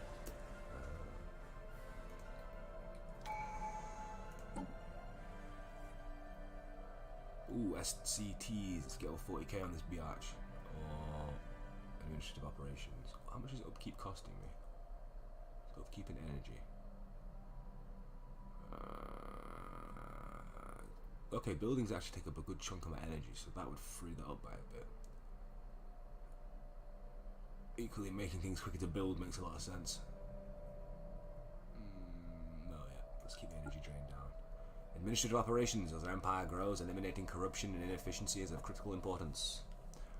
The hegemon is purging the independence of the trade cities and getting on with having a unified policy of how to do things. Excellent. Rock brain. The scan of the particularly massive asteroid BT-095 yields fascinating results. The rock's core is shot through with a network of conductive crystals carrying a weak electric charge. The crew on the Pathfinder 2 recognize this matrix as a primitive neural lattice and believe the celestial body to be thinking in some capacity. Ooh. If not fully sapient, at least. They seek permission to excavate the core and transport it to the nearest orbital station for closer study. Well, boys, how can I say no to you? Make it so.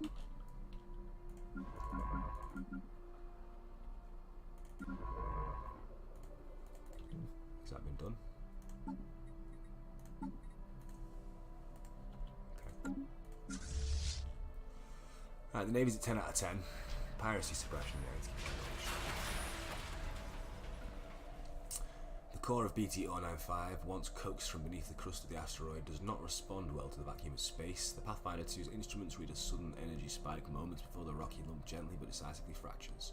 Large chunks of the conductive mineral were salvaged, but whatever spectral charge animated them is now gone. Oh well. Jaina Kassim is now carefree because she blows rocks up. We get a bit of shit.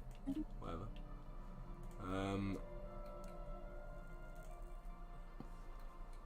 I love it, man. There's so much more complexity in this game now. That's a tasty cigarette. So we're still sending nothing either way.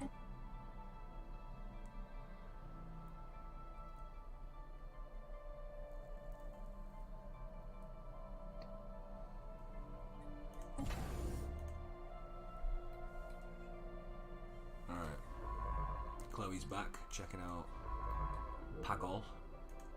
See what the desert world's like. Maybe we can set up a new planet there. Question is, what will we turn Pagol into? What do you do with an arid world like that? What size is it? 20. So I think Earth's like 22 in it. Oros is tiny actually. Oros is 17, so it's considerably bigger than Oros. Yeah, no, like Industrial. Like you go up to 25 in it, so 20. It's a different. Depends what's on it. People aren't going to be happy there. And it's probably going to have a lot of energy generation. Construction complete. A lot of shit in asteroids around here. Observing the massive asteroid AR-211 or 111, we have found something. Well, Chloe's the one to do these kind of missions, so okay. And as a lot of these times, asteroid. What level thing is it? Well, they've changed the way it works now, isn't it? It's hard, which means it'll just take a long time. Critical failures don't happen anymore, I think. They're just more parts of event chains. Anomaly detected. Let's see. Oh. And Qasim has found relatively difficulty hellish. Okay, maybe we'll leave that for now. So leave it be. Leave it be.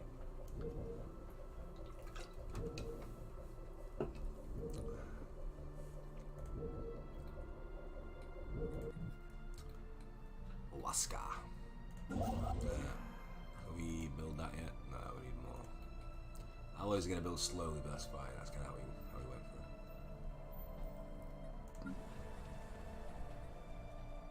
Got plenty of minerals though. I guess at this point we can produce more. We could get our next agri district in. Cool. How old is old? Pedotash. 50. Yeah, so how many... Oh, this is all different as well. Specialists, how many of those are now entertainers? 2. Entertainers provide unity, sweet.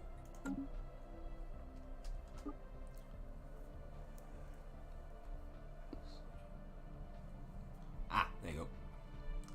That planet there, that system there has got trade value in it. Chertan 4. Somehow, I don't know why.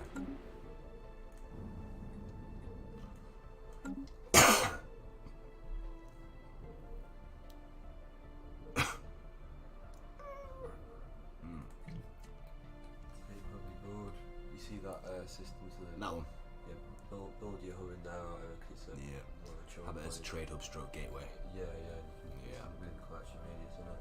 Yeah, that makes sense. Let's see what we find here.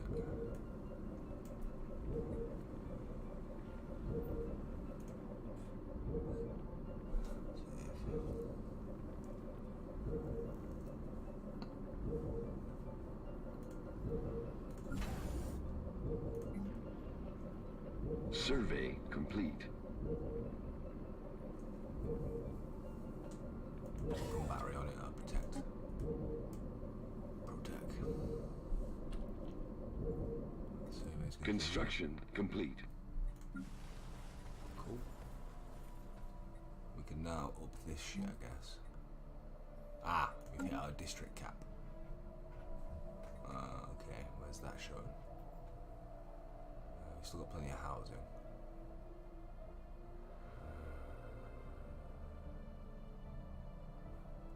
How do we get more districts? Will that unlock from units of people? It will work. We have maxed out our districts for now. I know what we need to do. So can you build more districts? Yes, what I need to do is we have these blockers. So we have the I guess the old cities or whatever from when we first got here. So we need to get rid of them.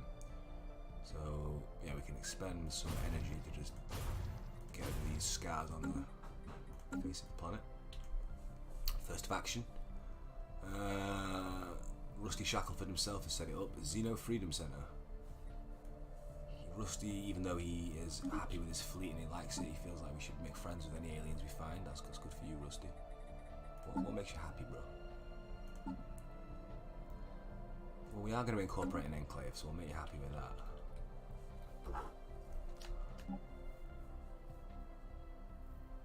What do I do? Is multiplayer like 9 o'clock something? Yeah. Well, that's actually got 10 trade power, that system. That's really quite good. Yeah, yeah, no. And there is signs of precursor life here. So this is like an old outpost of the Eurasians or some shit. In my headcanon. Gotta build headcanon in Stellaris. Anomaly detected. We briefly detected some unusual energy readings that are emanating from this moon. It may have been a glitch in our systems. That's no moon. Let's have a look. It's taking us a while to map out our neighbourhood. No distractions.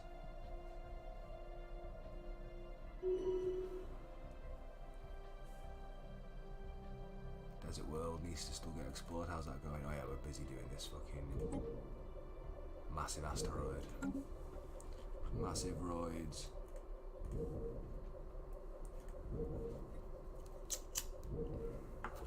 What kind of species you gonna go for on multiplayer? Construction complete. I'll probably use one of the things I've Made before. Yeah. You have to tweak it quite a bit, but you have to tweak it quite a bit probably, maybe with all the new stuff. You sorry?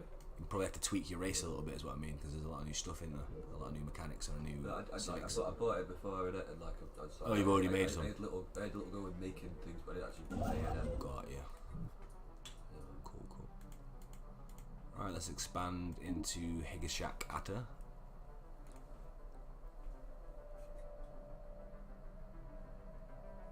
Well, actually, can we just straight boost over to Pagon in a minute? Nah, it'll take too long.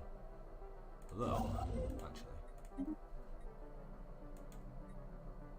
Fuck it, we're just gonna jump straight to Pagon and rename it. Did say we're not gonna. Oh, hello. This is over here in Cardoth. Pathfinder 2. We have traced the unusual electromagnetic radiation emanating from Cardoth 6. Yeah, Cardoth 6A to a secret subterranean bunker. We're finding a lot of random shit. A secret subterranean bunker hiding a mega computer the size of a battleship. Cool. Our researchers suspect that it may have been here for 7,000 years, hard at work solving a single, very complex problem, the nature of which still eludes us.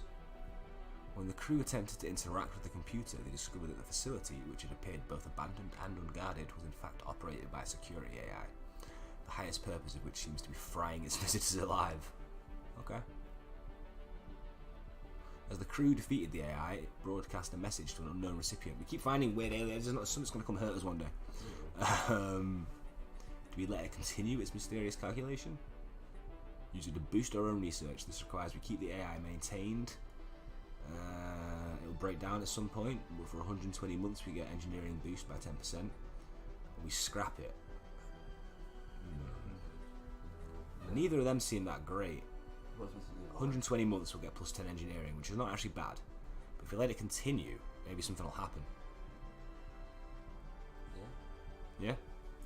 Do we for once err on the side of caution? I think maybe there's something going on there, we just leave it to it. We'll observe it cautiously. I mean, this system seems pretty empty anyway. We can just keep an eye on the crazy bunker with the giant AI. Oh yeah, hang on, what's it got in here anyway? It's got... Ooh. Pulsar, is it a pulsar in it? Yeah, pulsars, no shields in pulsar systems. They're the best. Have you done that yet? And like one of them, you know, if you've got a pulsar system as one of the nodes that comes into your empire and the enemy have to attack through it. Yeah, I didn't realise that. Yeah, because a few patches ago they changed it to like a lot of these. I've not played it a couple of patches. Yeah. I've not played like the last expansion as well. I did this in a multiplayer, it can be so OP. So look, shield nullification 100% in this system because it's a pulsar. Yeah. So I had one of the, I was playing the Zin, you know, the reptile like evil dudes. Yeah. One of my borders was one of these. So I just built a dirty space station stacked with armor, you know what I mean, around it. An enemy dropped his fleet in at one point. It was like, early game, they were trying to test me, he had like 3k. And the space station was like 1.5k and he just melted against the space station obviously, because we've got no shields. People kind of forget to look at that. Right, so Pedo Tash, Andrew Lau, has created another faction now, the Committee of Robotic Sciences. Okay. Facciones. So only once right now, AI is allowed. He's a happy chappy. Okay. Sweet, sweet, sweet.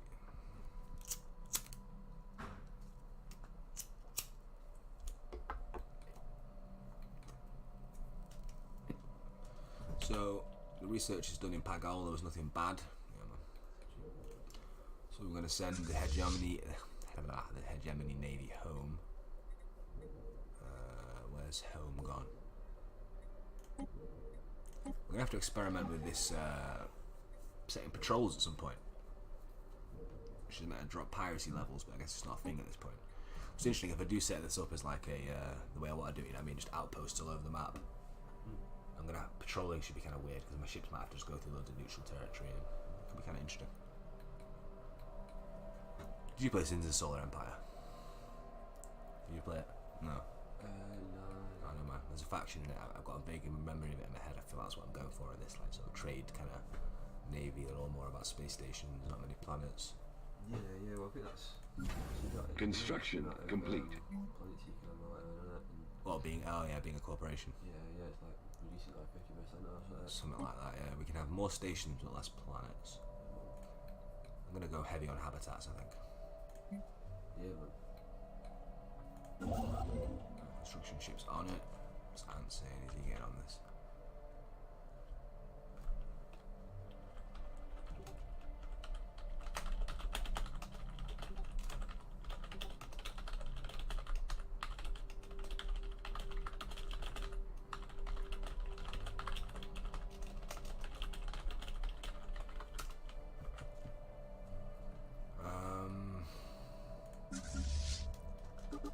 Send the Navy home. minding your own business.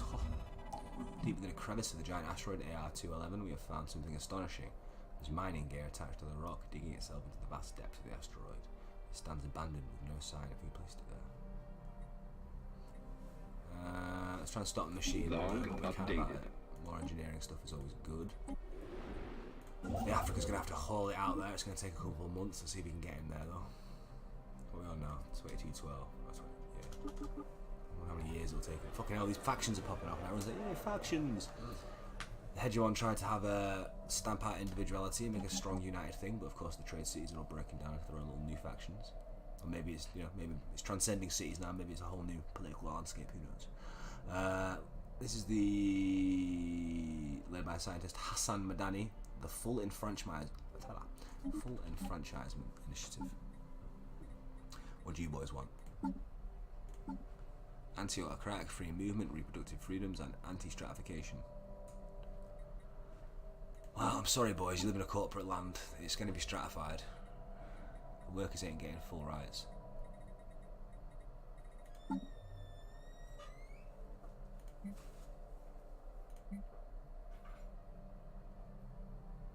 Okay. It's taking a while to explore this place.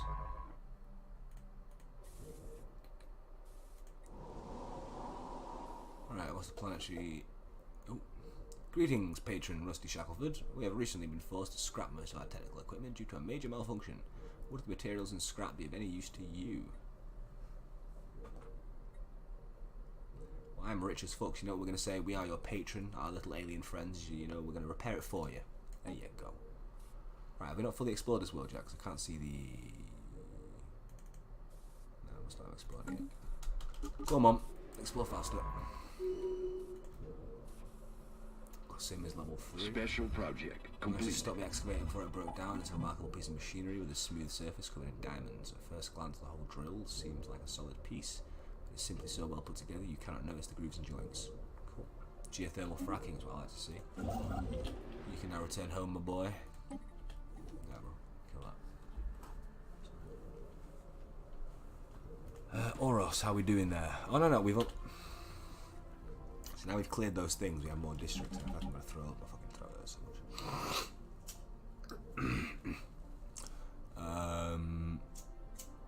Survey complete. I love those new. Have you seen the new planetary features thing? The way it works. No, you know. No, I haven't a dev thing, but yeah.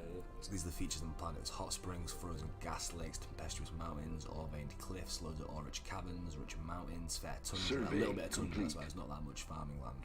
There's a bit. We've just cleared out more. Entire continents on Pagol 3 are blanketed in a strange growth that seems at odds with the rest of the planet's flora. Oh, this desert world's going to be funky as shit, innit? I knew it's not going to be a good place to settle. So now we've got more room, so let's build a little bit more of a generator thing. We need the engineers to keep the planetary grid online. Have some solar farms and some geothermal fracking, or geothermal energy communities, I don't know. My brain's too fucked actually for the names of these things. Build one of them.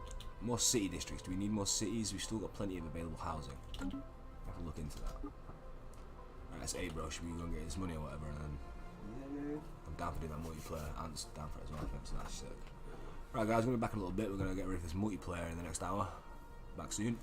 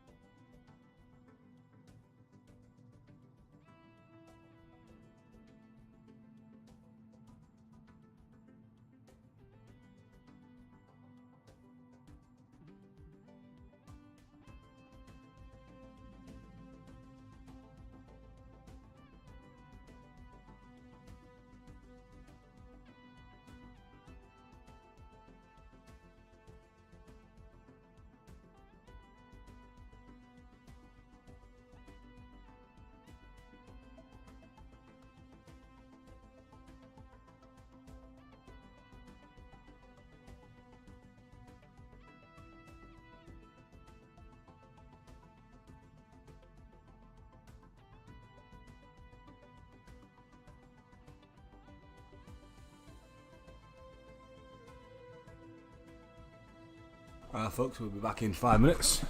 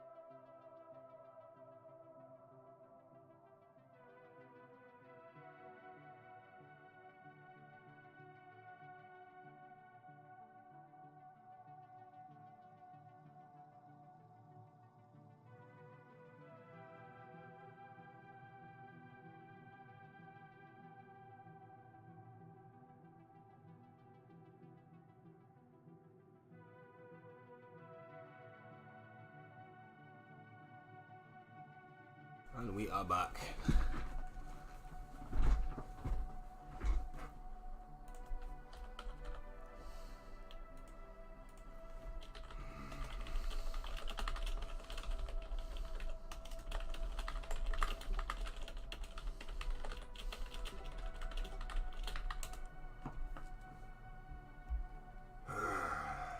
Constantly running around doing shit tonight. Oh well.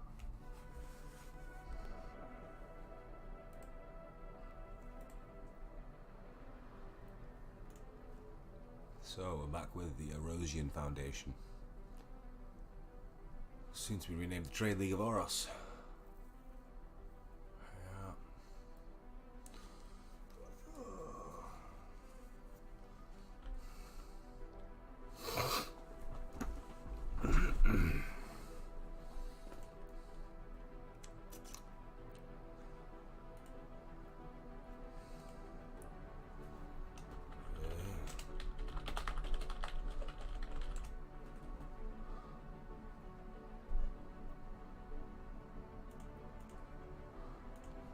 let's get back to it. Alright, where are we up to? The Gemini Navy is up to 10. We are currently heading over to build a formal outpost in Pagol.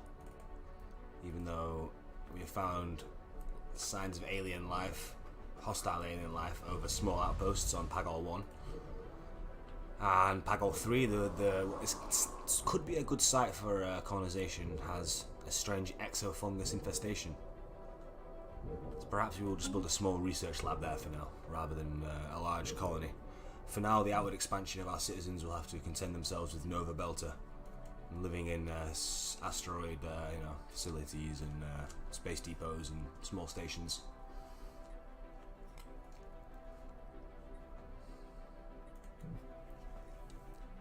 Research chugs along.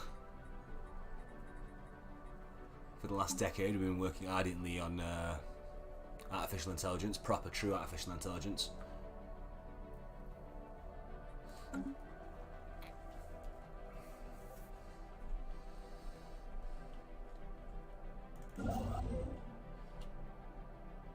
not sure when I press that. Speed things up a little bit. After intense study and sampling of the growth blanketing entire biospheres of Pagol 3, Chloe 14 reports the substance is not native to the planet, but rather an invasive fungal life form of unknown origin. The fungus feeds on biomatter, choking out existing plant life and developing terrain. Any future settlers on the planet would have to deal with routinely burning back the exofungus. It is unknown at this point if it can be entirely eradicated.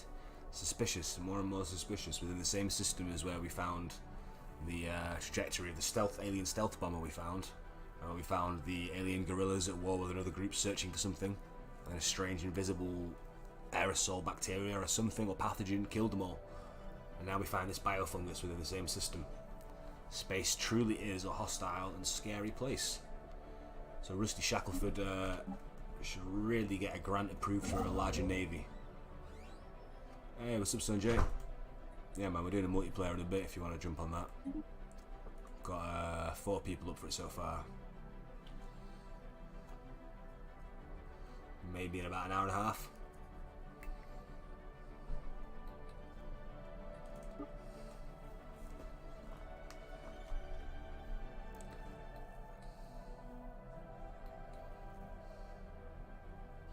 Oh yeah, me too, bro. Trust. It's gonna be fun. Bear in mind, everyone's gonna be wanting to play slow for the first couple of years to get new to the mechanics and all that. Don't worry, whenever I'm typing, I'm on my phone, and it's the first. I'm fucking 26, and I've only just had a smartphone. So me try to type on it plus predictive text, I end up just typing absolute fucking gobbledygook. People are just like, "What the fuck does that even mean?" I'm like, "Oh shit."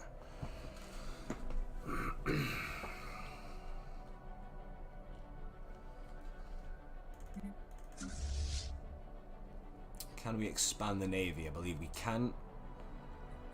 So Rodders O'Connor, I can't take him too soon. I need to change his name back. Rodders is too cheeky breaky.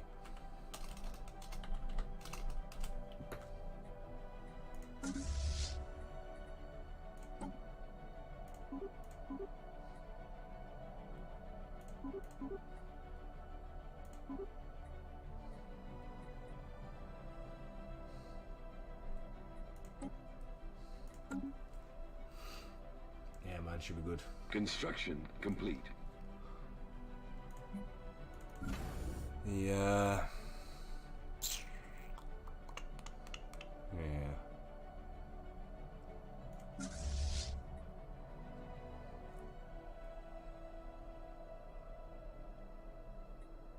Huh. Survey complete. Construction complete. Still nothing moves along that route. Okay. Company Heroes 2. Yeah, it's not quite as good as the first Company Heroes, but still a good game. Right, Qasim on Pathfinder 2 has finished exploring the local neighbourhood finally. We're going to venture out and make sure that there's not large swathes of territory out past Nova Belta, because that is where the majority of our workers have migrated to work the asteroid belt.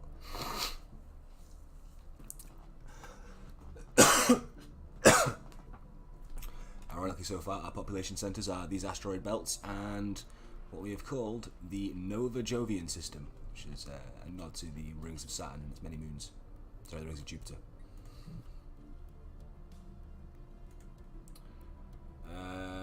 The Foundation, Hegemony naval shipyards are doing their thing still, that's fine. And to keep upping the fleet. Creating more consumer jobs would be good. Construction complete. Build 2 more districts for now. If we build another city district, what will that give me? 5 housing, 1 clerk jobs.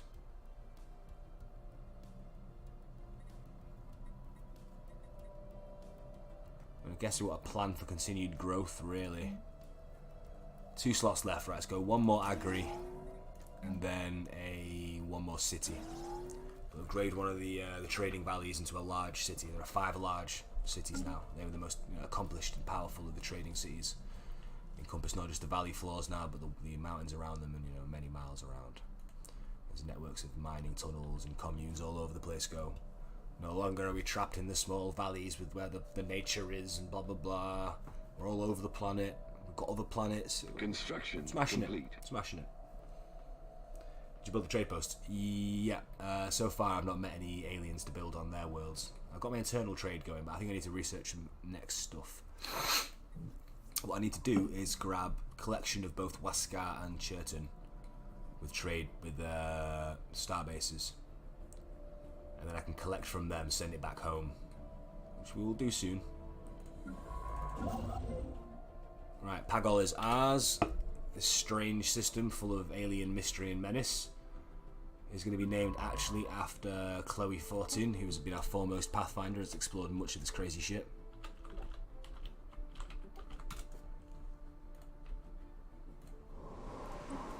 What can we call this strain of Xeno world? We'll call it in Exofungus.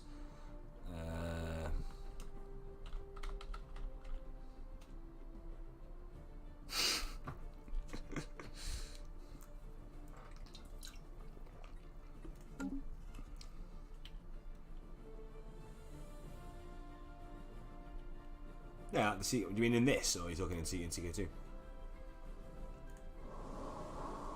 The trade post in this that can build on other people's planets? No, not yet.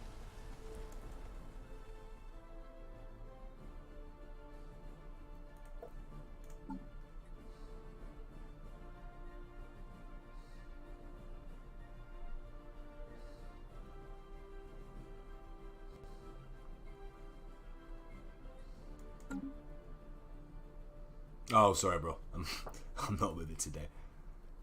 I'm a bit fucking slow. I'm ill as shit. I think I'm riding out the end of the fever. But I get you. Right. We are going to set up a science commune on what we're now calling Ripley's World. Now, let's actually just call it, fuck it. Let's go full retard. Ripley's World.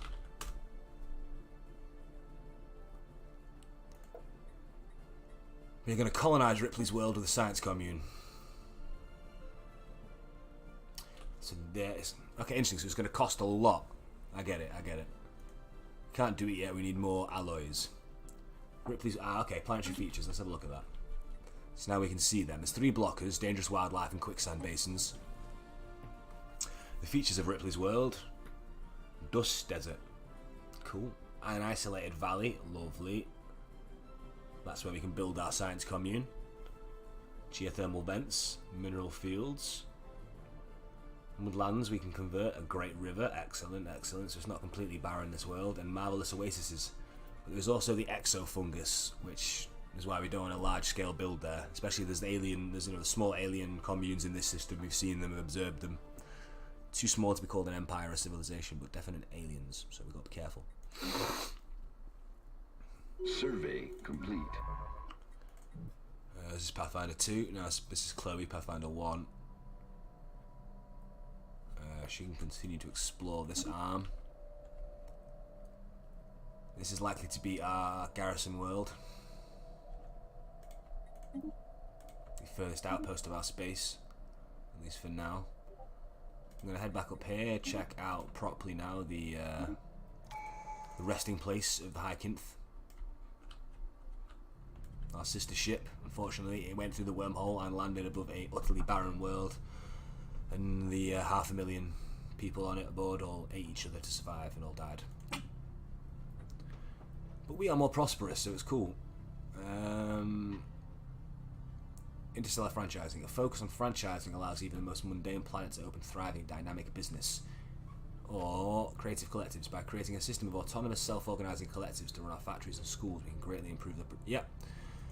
So the specialists are all uniting into new guilds and clans and crafting groups as things become less about their individual, isolated valley city-states.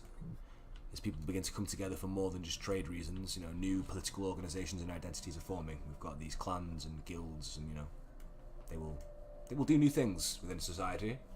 If I wasn't quite so delirious, I'd think of more headcanon, but I am, so shit. Right, we need more alloys so we can make this terrible idea of a colony here.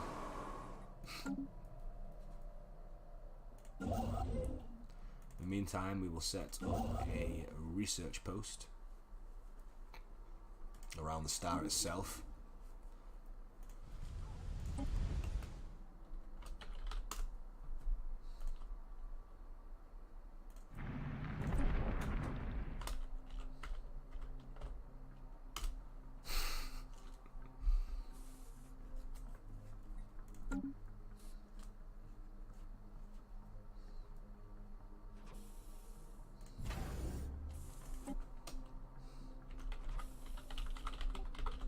I'm not going to convert this into a proper one because, well, not yet anyway.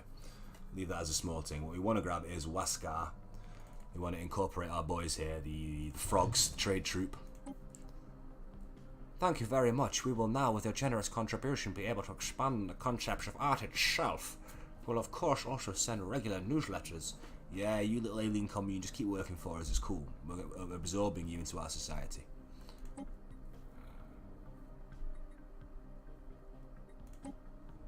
Slowly they will become more and more of our friends. I say friends, clients. Right now they think we're their clients, it's going to be the other way around. Churton's full of trade value because it seems to have lots of Orosian relics. So we need to grab that. We'll turn this one here into an outpost. We'll give it a naming convention, you know, the worlds that are going to be like our gateways. We'll have strong star bases there. We'll also have long-range trade collection. We'll set that up. We may prioritise that before building a research base on Ripley's world.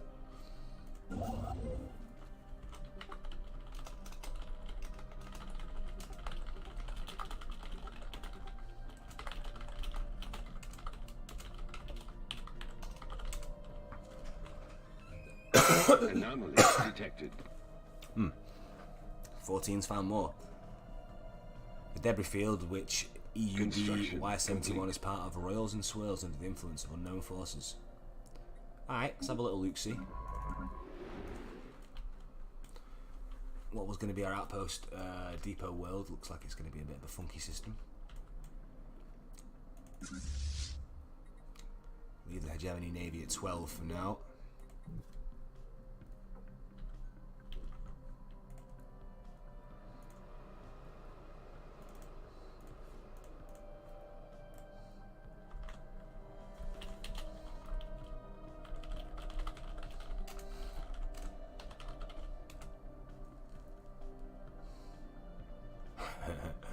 Boys, I need to learn how to play it. I'm like, oh, watch my stream, I'll teach you. Right, so we need to link up with Waskar. Off you go, Africa. You're a busy boy.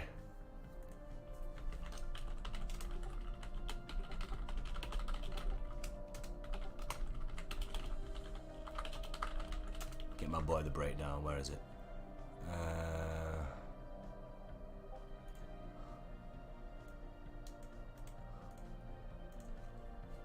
So many bloody tabs.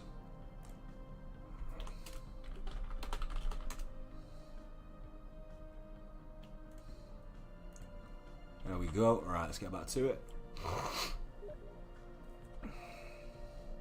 Let's grab that tasty collection thing.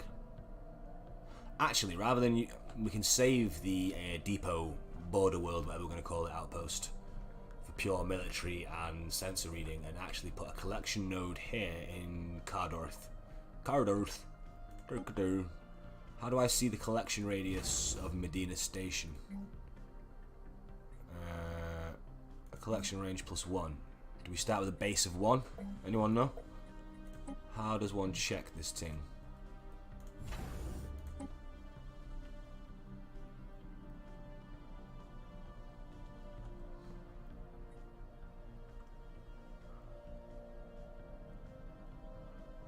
Okay, 1. Got you. Got you. So that works perfectly. Cardoith is going to be our trading hub for now.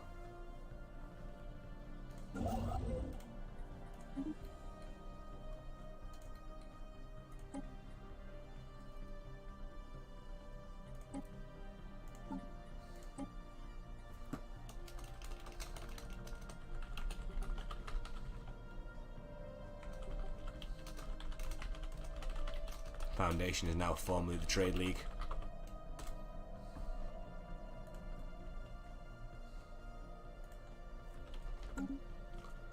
Still no signs of alien life, besides the small scattered signs we've been discovering all along. No large-scale alien inhabitants, so I can't speak. I'm fucking delirious still. You know what I mean? No contact with large amounts of aliens. Technology discovered. Hey, nanomechanics, as we had a bit of help by witnessing those aliens doing their thing. Advanced instrumentation allows for the study and practical application of physical systems at nanometric scale.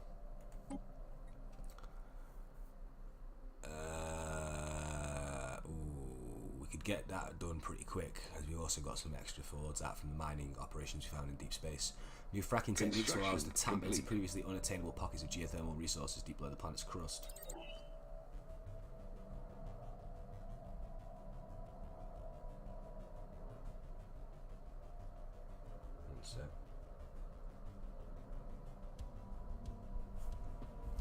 Girlfriend just texted me from work saying she's feeling delirious too and a bit shaky. She's probably got the same shit I've got, this flu or whatever. 1 second, guys.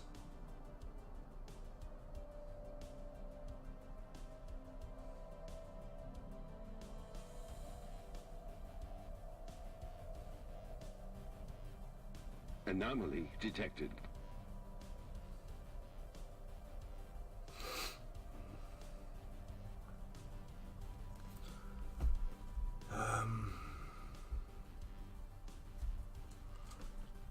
There is movement in the upper atmosphere of Chiminal 1 as though a ship was gliding hurriedly through the clouds. Okay, let's have a little look.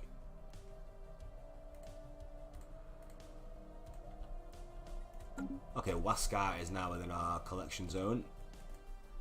Africa can begin harvesting.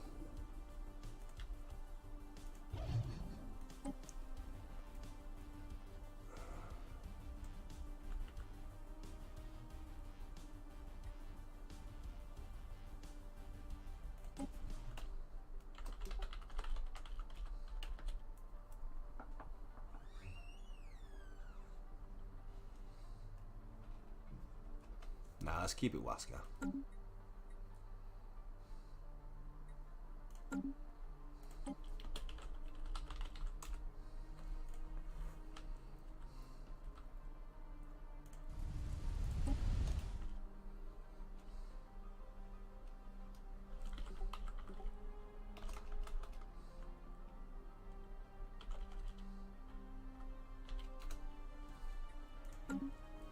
Naming all these death worlds after hell.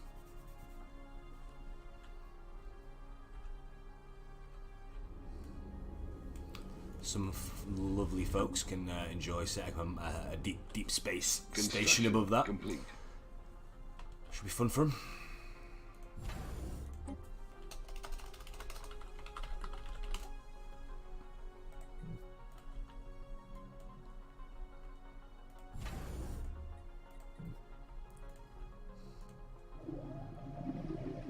Oh shit.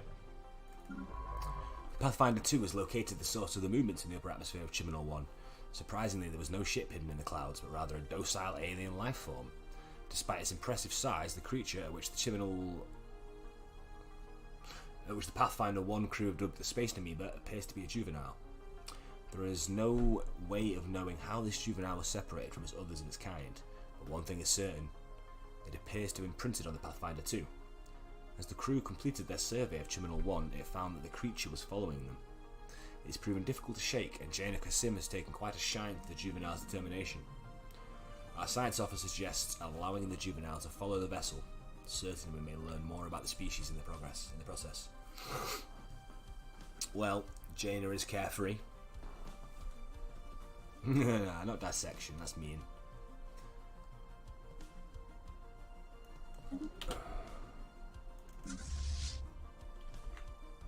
It follows me home achievement. Befriend a space amoeba. Hey, little space amoeba. That's pretty cool. She's gonna follow Jaina's ship around. That's awesome. Will it keep doing that? It will as well. Oh, that's awesome.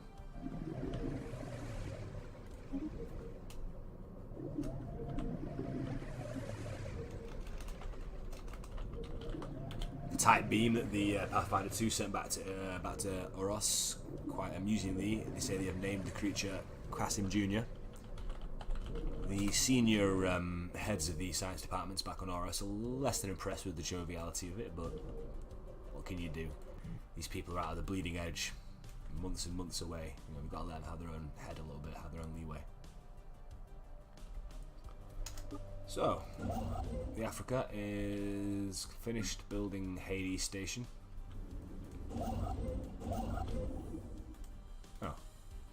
Oh, it hasn't. Oh, do I not actually have to have a station above it? Oh, okay. Interesting. So now we're going to build it carried off.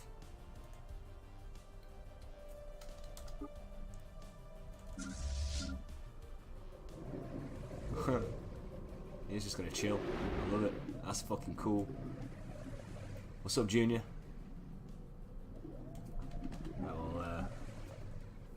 Yeah, man, I got all the DLCs. Can't not for Stellaris, it's too good.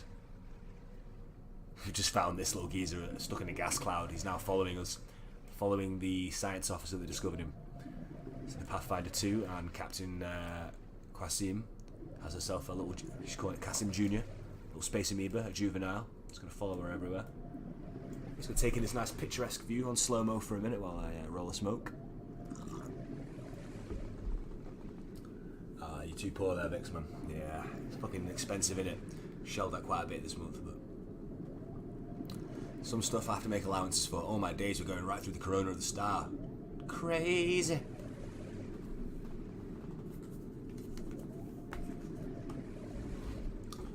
My saving grace at the moment, being that I'm so poor, is PayPal credit and very generous offers it has in terms.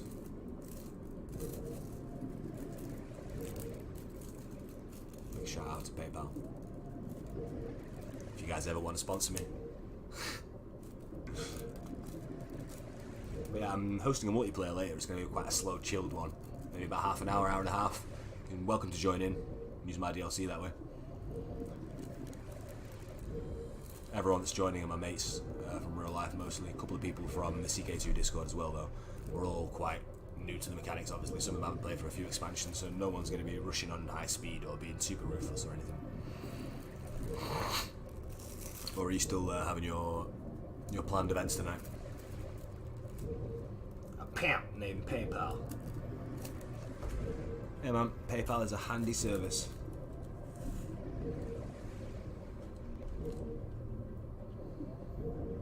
I'd happily have PayPal as my pimp if they want to pay me money. Kill the Xenos. Well, I mean, we've come across some scattered Xenos so far. Qasim seems to like her little pet. I mean, the science heads back on Oros were like, we need to dissect it. But she's like, no, it's fun. They like it. It's going to follow me. But you know how it is. Scientists. Too soft. We are going to colonize this desert world. We've called it Ripley's world because it's quite ominous. We had a weird chain where we saw alien guerrilla guys fighting like some insurgency against some other guys in a world in the same system. we get to this place and it's got a xenofungus all over it. We'd have to burn constantly, apparently. So it's going to be an interesting world, that, when we settle down, but we're not doing it right now. We're going to grab all this trade power first. But yes, killing Xenos may happen, we'll see. Technically, right now, we're xenophilic. Sorry, xenophilic. But, you know, I'm playing this very role-play, so depending on how things happen, we could become very closed off and be like, hey, we hate aliens. Interesting. The Pathfinder 1 never made it all the way to EUDYZ7123911162 to study the anomalies surrounding it. The ship, along with Science Officer Chloe 14 and crew, don't lose Chloe, blinked out of existence as it was navigating the debris field, and then reappeared minutes later. Chloe 14 reports that they found themselves briefly in some extra-dimensional space. External viewports revealed that they were surrounded by countless ships of alien design, suspended in a seemingly endless void. Before the crew could get their bearings, the vision abruptly faded and they found themselves back in regular space. However, roughly half the crew are missing. Star Trek Voyager Episode 1. Science Officer Chloe 14 speculates that they may have been selectively trapped by some unknown mechanism in that strange space. This is worrying. 15 years after we ventured back out in the second great colonization effort of humanity, we've not found any proper alien civilizations, but we keep coming across these strange little fragments of aliens, and they're all very worrying and scary and dangerous. It's not good for humanity. It's not good. And we've yet to make contact with Earth again. Who knows what's happened to Earth? Could all be dead, could be hostile, could be aliens there now, could be no Earth anymore. Who knows? But Chloe's lost half her crew from some strange interdimensional pocket. We were going to set this system up as our big border world on this side, but strange interdimensional pockets to steal my civilization. I'm not so sure now. Poor Chloe. At least she's still alive. All is well. Junior is still just happily following Jaina Kwasim. What's up, Junior? Let's have a little follow with you for a minute on slow while I finish rolling the smoke.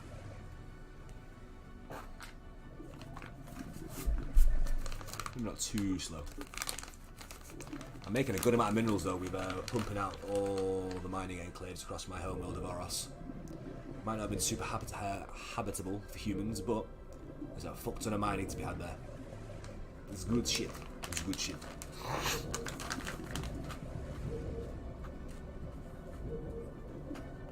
Dimensional drift. Oh, it continues. The missing member of the Pathfinder's crew, thought lost to the dimensional rift, and reappeared. Don't trust them. They hailed us from on board an unknown vessel, not entirely dissimilar to our own science ships, and idling close to where the Pathfinder originally experienced the dimensional disturbance. They claimed to remember nothing of their time outside our dimension, aside from a vague awareness of having been away for some time. Now this one is actually more of a nod to Stargate Destiny in it. They wish for nothing but to return to service under Science Officer Chloe 14 and intend to surrender their ships to human authorities. I'm sorry guys, but I have to say, the safety of humanity hinges on their destruction. In that strange dimensional portal we saw hundreds of alien ships. We know of vaguely hostile alien life forms somewhere in this region of space. Can't risk it, they could all be alien interlopers. They could be saboteurs, they could be anything, you know what I mean? We are a compassionate people, but in this circumstance we must cleanse this strange anomaly before it can do damages. Destruction. What's up, Junior? The hegemony Navy's gonna have to go on high burn. It's gonna take them a few months to get there, but they'll have to wipe this thing out. You, my boys, need to go to this way. Continue to do your job. They're hostile, but they're holding course right now. Corvette ship of unknown origin. Don't trust it. Don't trust it. It's evil. It's alien. Interdimensional alien evil. From beyond. The Gemini Navy is on high burn.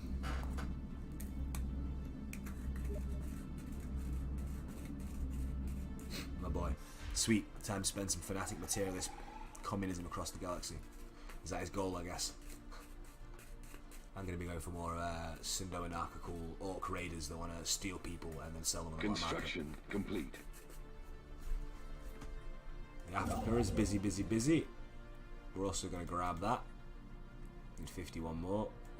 That's fine. Oh, actually, while we're here, spend some minerals on a research station. We want to upgrade. No, I can't do it yet.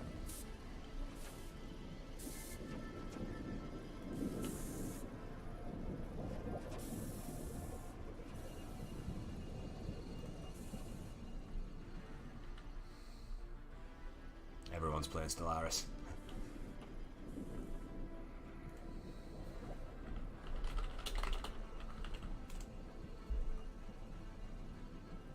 One sec, guys.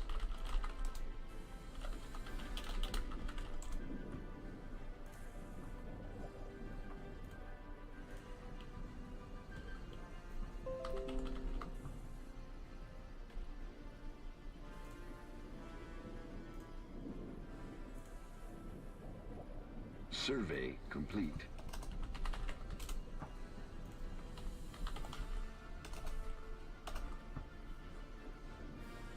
There you go. I'm going to go for a bit of a Caldari feel. I'm going to call this Pulsar in Japanese, nice and simple. Hang on, is that it? Parus? Ah, never didn't quite work. Never mind, whatever. I'll do that, Parus.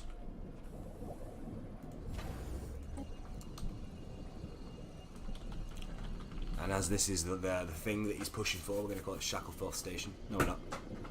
Oh shit, my god. One set of peeps. How's that spelled? There we go. Think of a name, right? Time for someone to supply me with a name. One of the great trade valley cities on Oros. One of them is going to be the benefactor of this. You know, this area. They're going to be the ones controlling the trade, so we're going to name it after them. That's what we're calling it. One of the great trade families, one of the great trade cities of Oros. Someone throw me a name out there. Survey complete. I'm blank right now.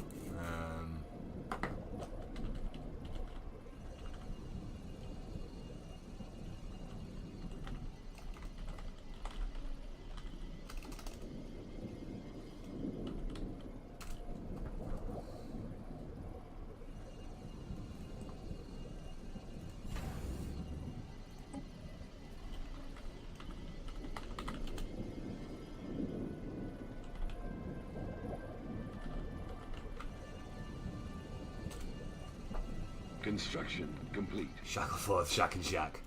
Yeah, bro. Yo, Jay, are you busy by the way, bro? Before I do that multiplayer, do you want to do a little two-man Elysium run? See if you can smash some shit on that? I don't mind doing that for a little bit before I switch over to more of this shit. Let me know. Let me know.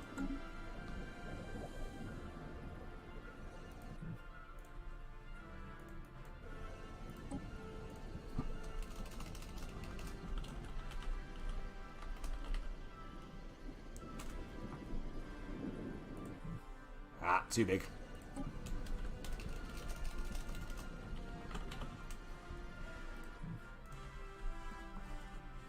Sweet.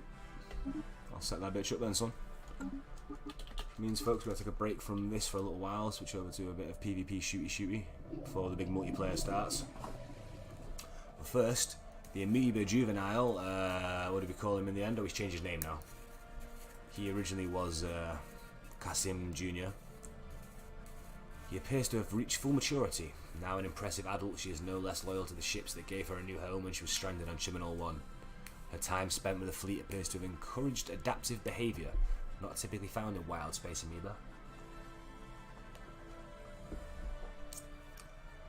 Making her a more formidable presence on the battlefields. Across the Trade League of Oros, her image has become something of a mascot for the Erosian spirit. Only one question remains: what should we name her? What do we name her, folks?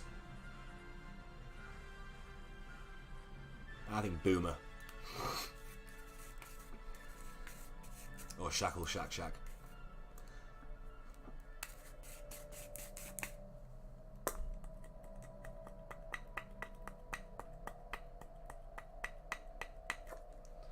Now let's go with Boomer.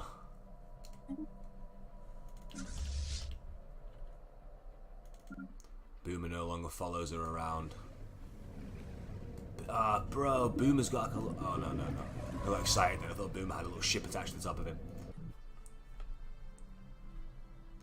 Chimanol is a nice planet.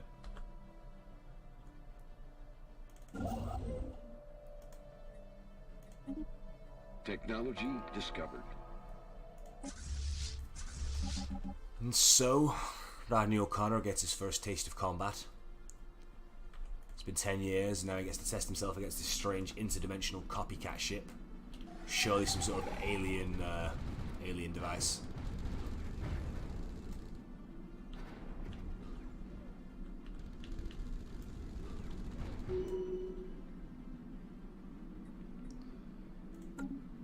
Yeah, man. It's gonna be good. We've got a few peeps up for it. Right, when it saves, we are going to exit the desktop.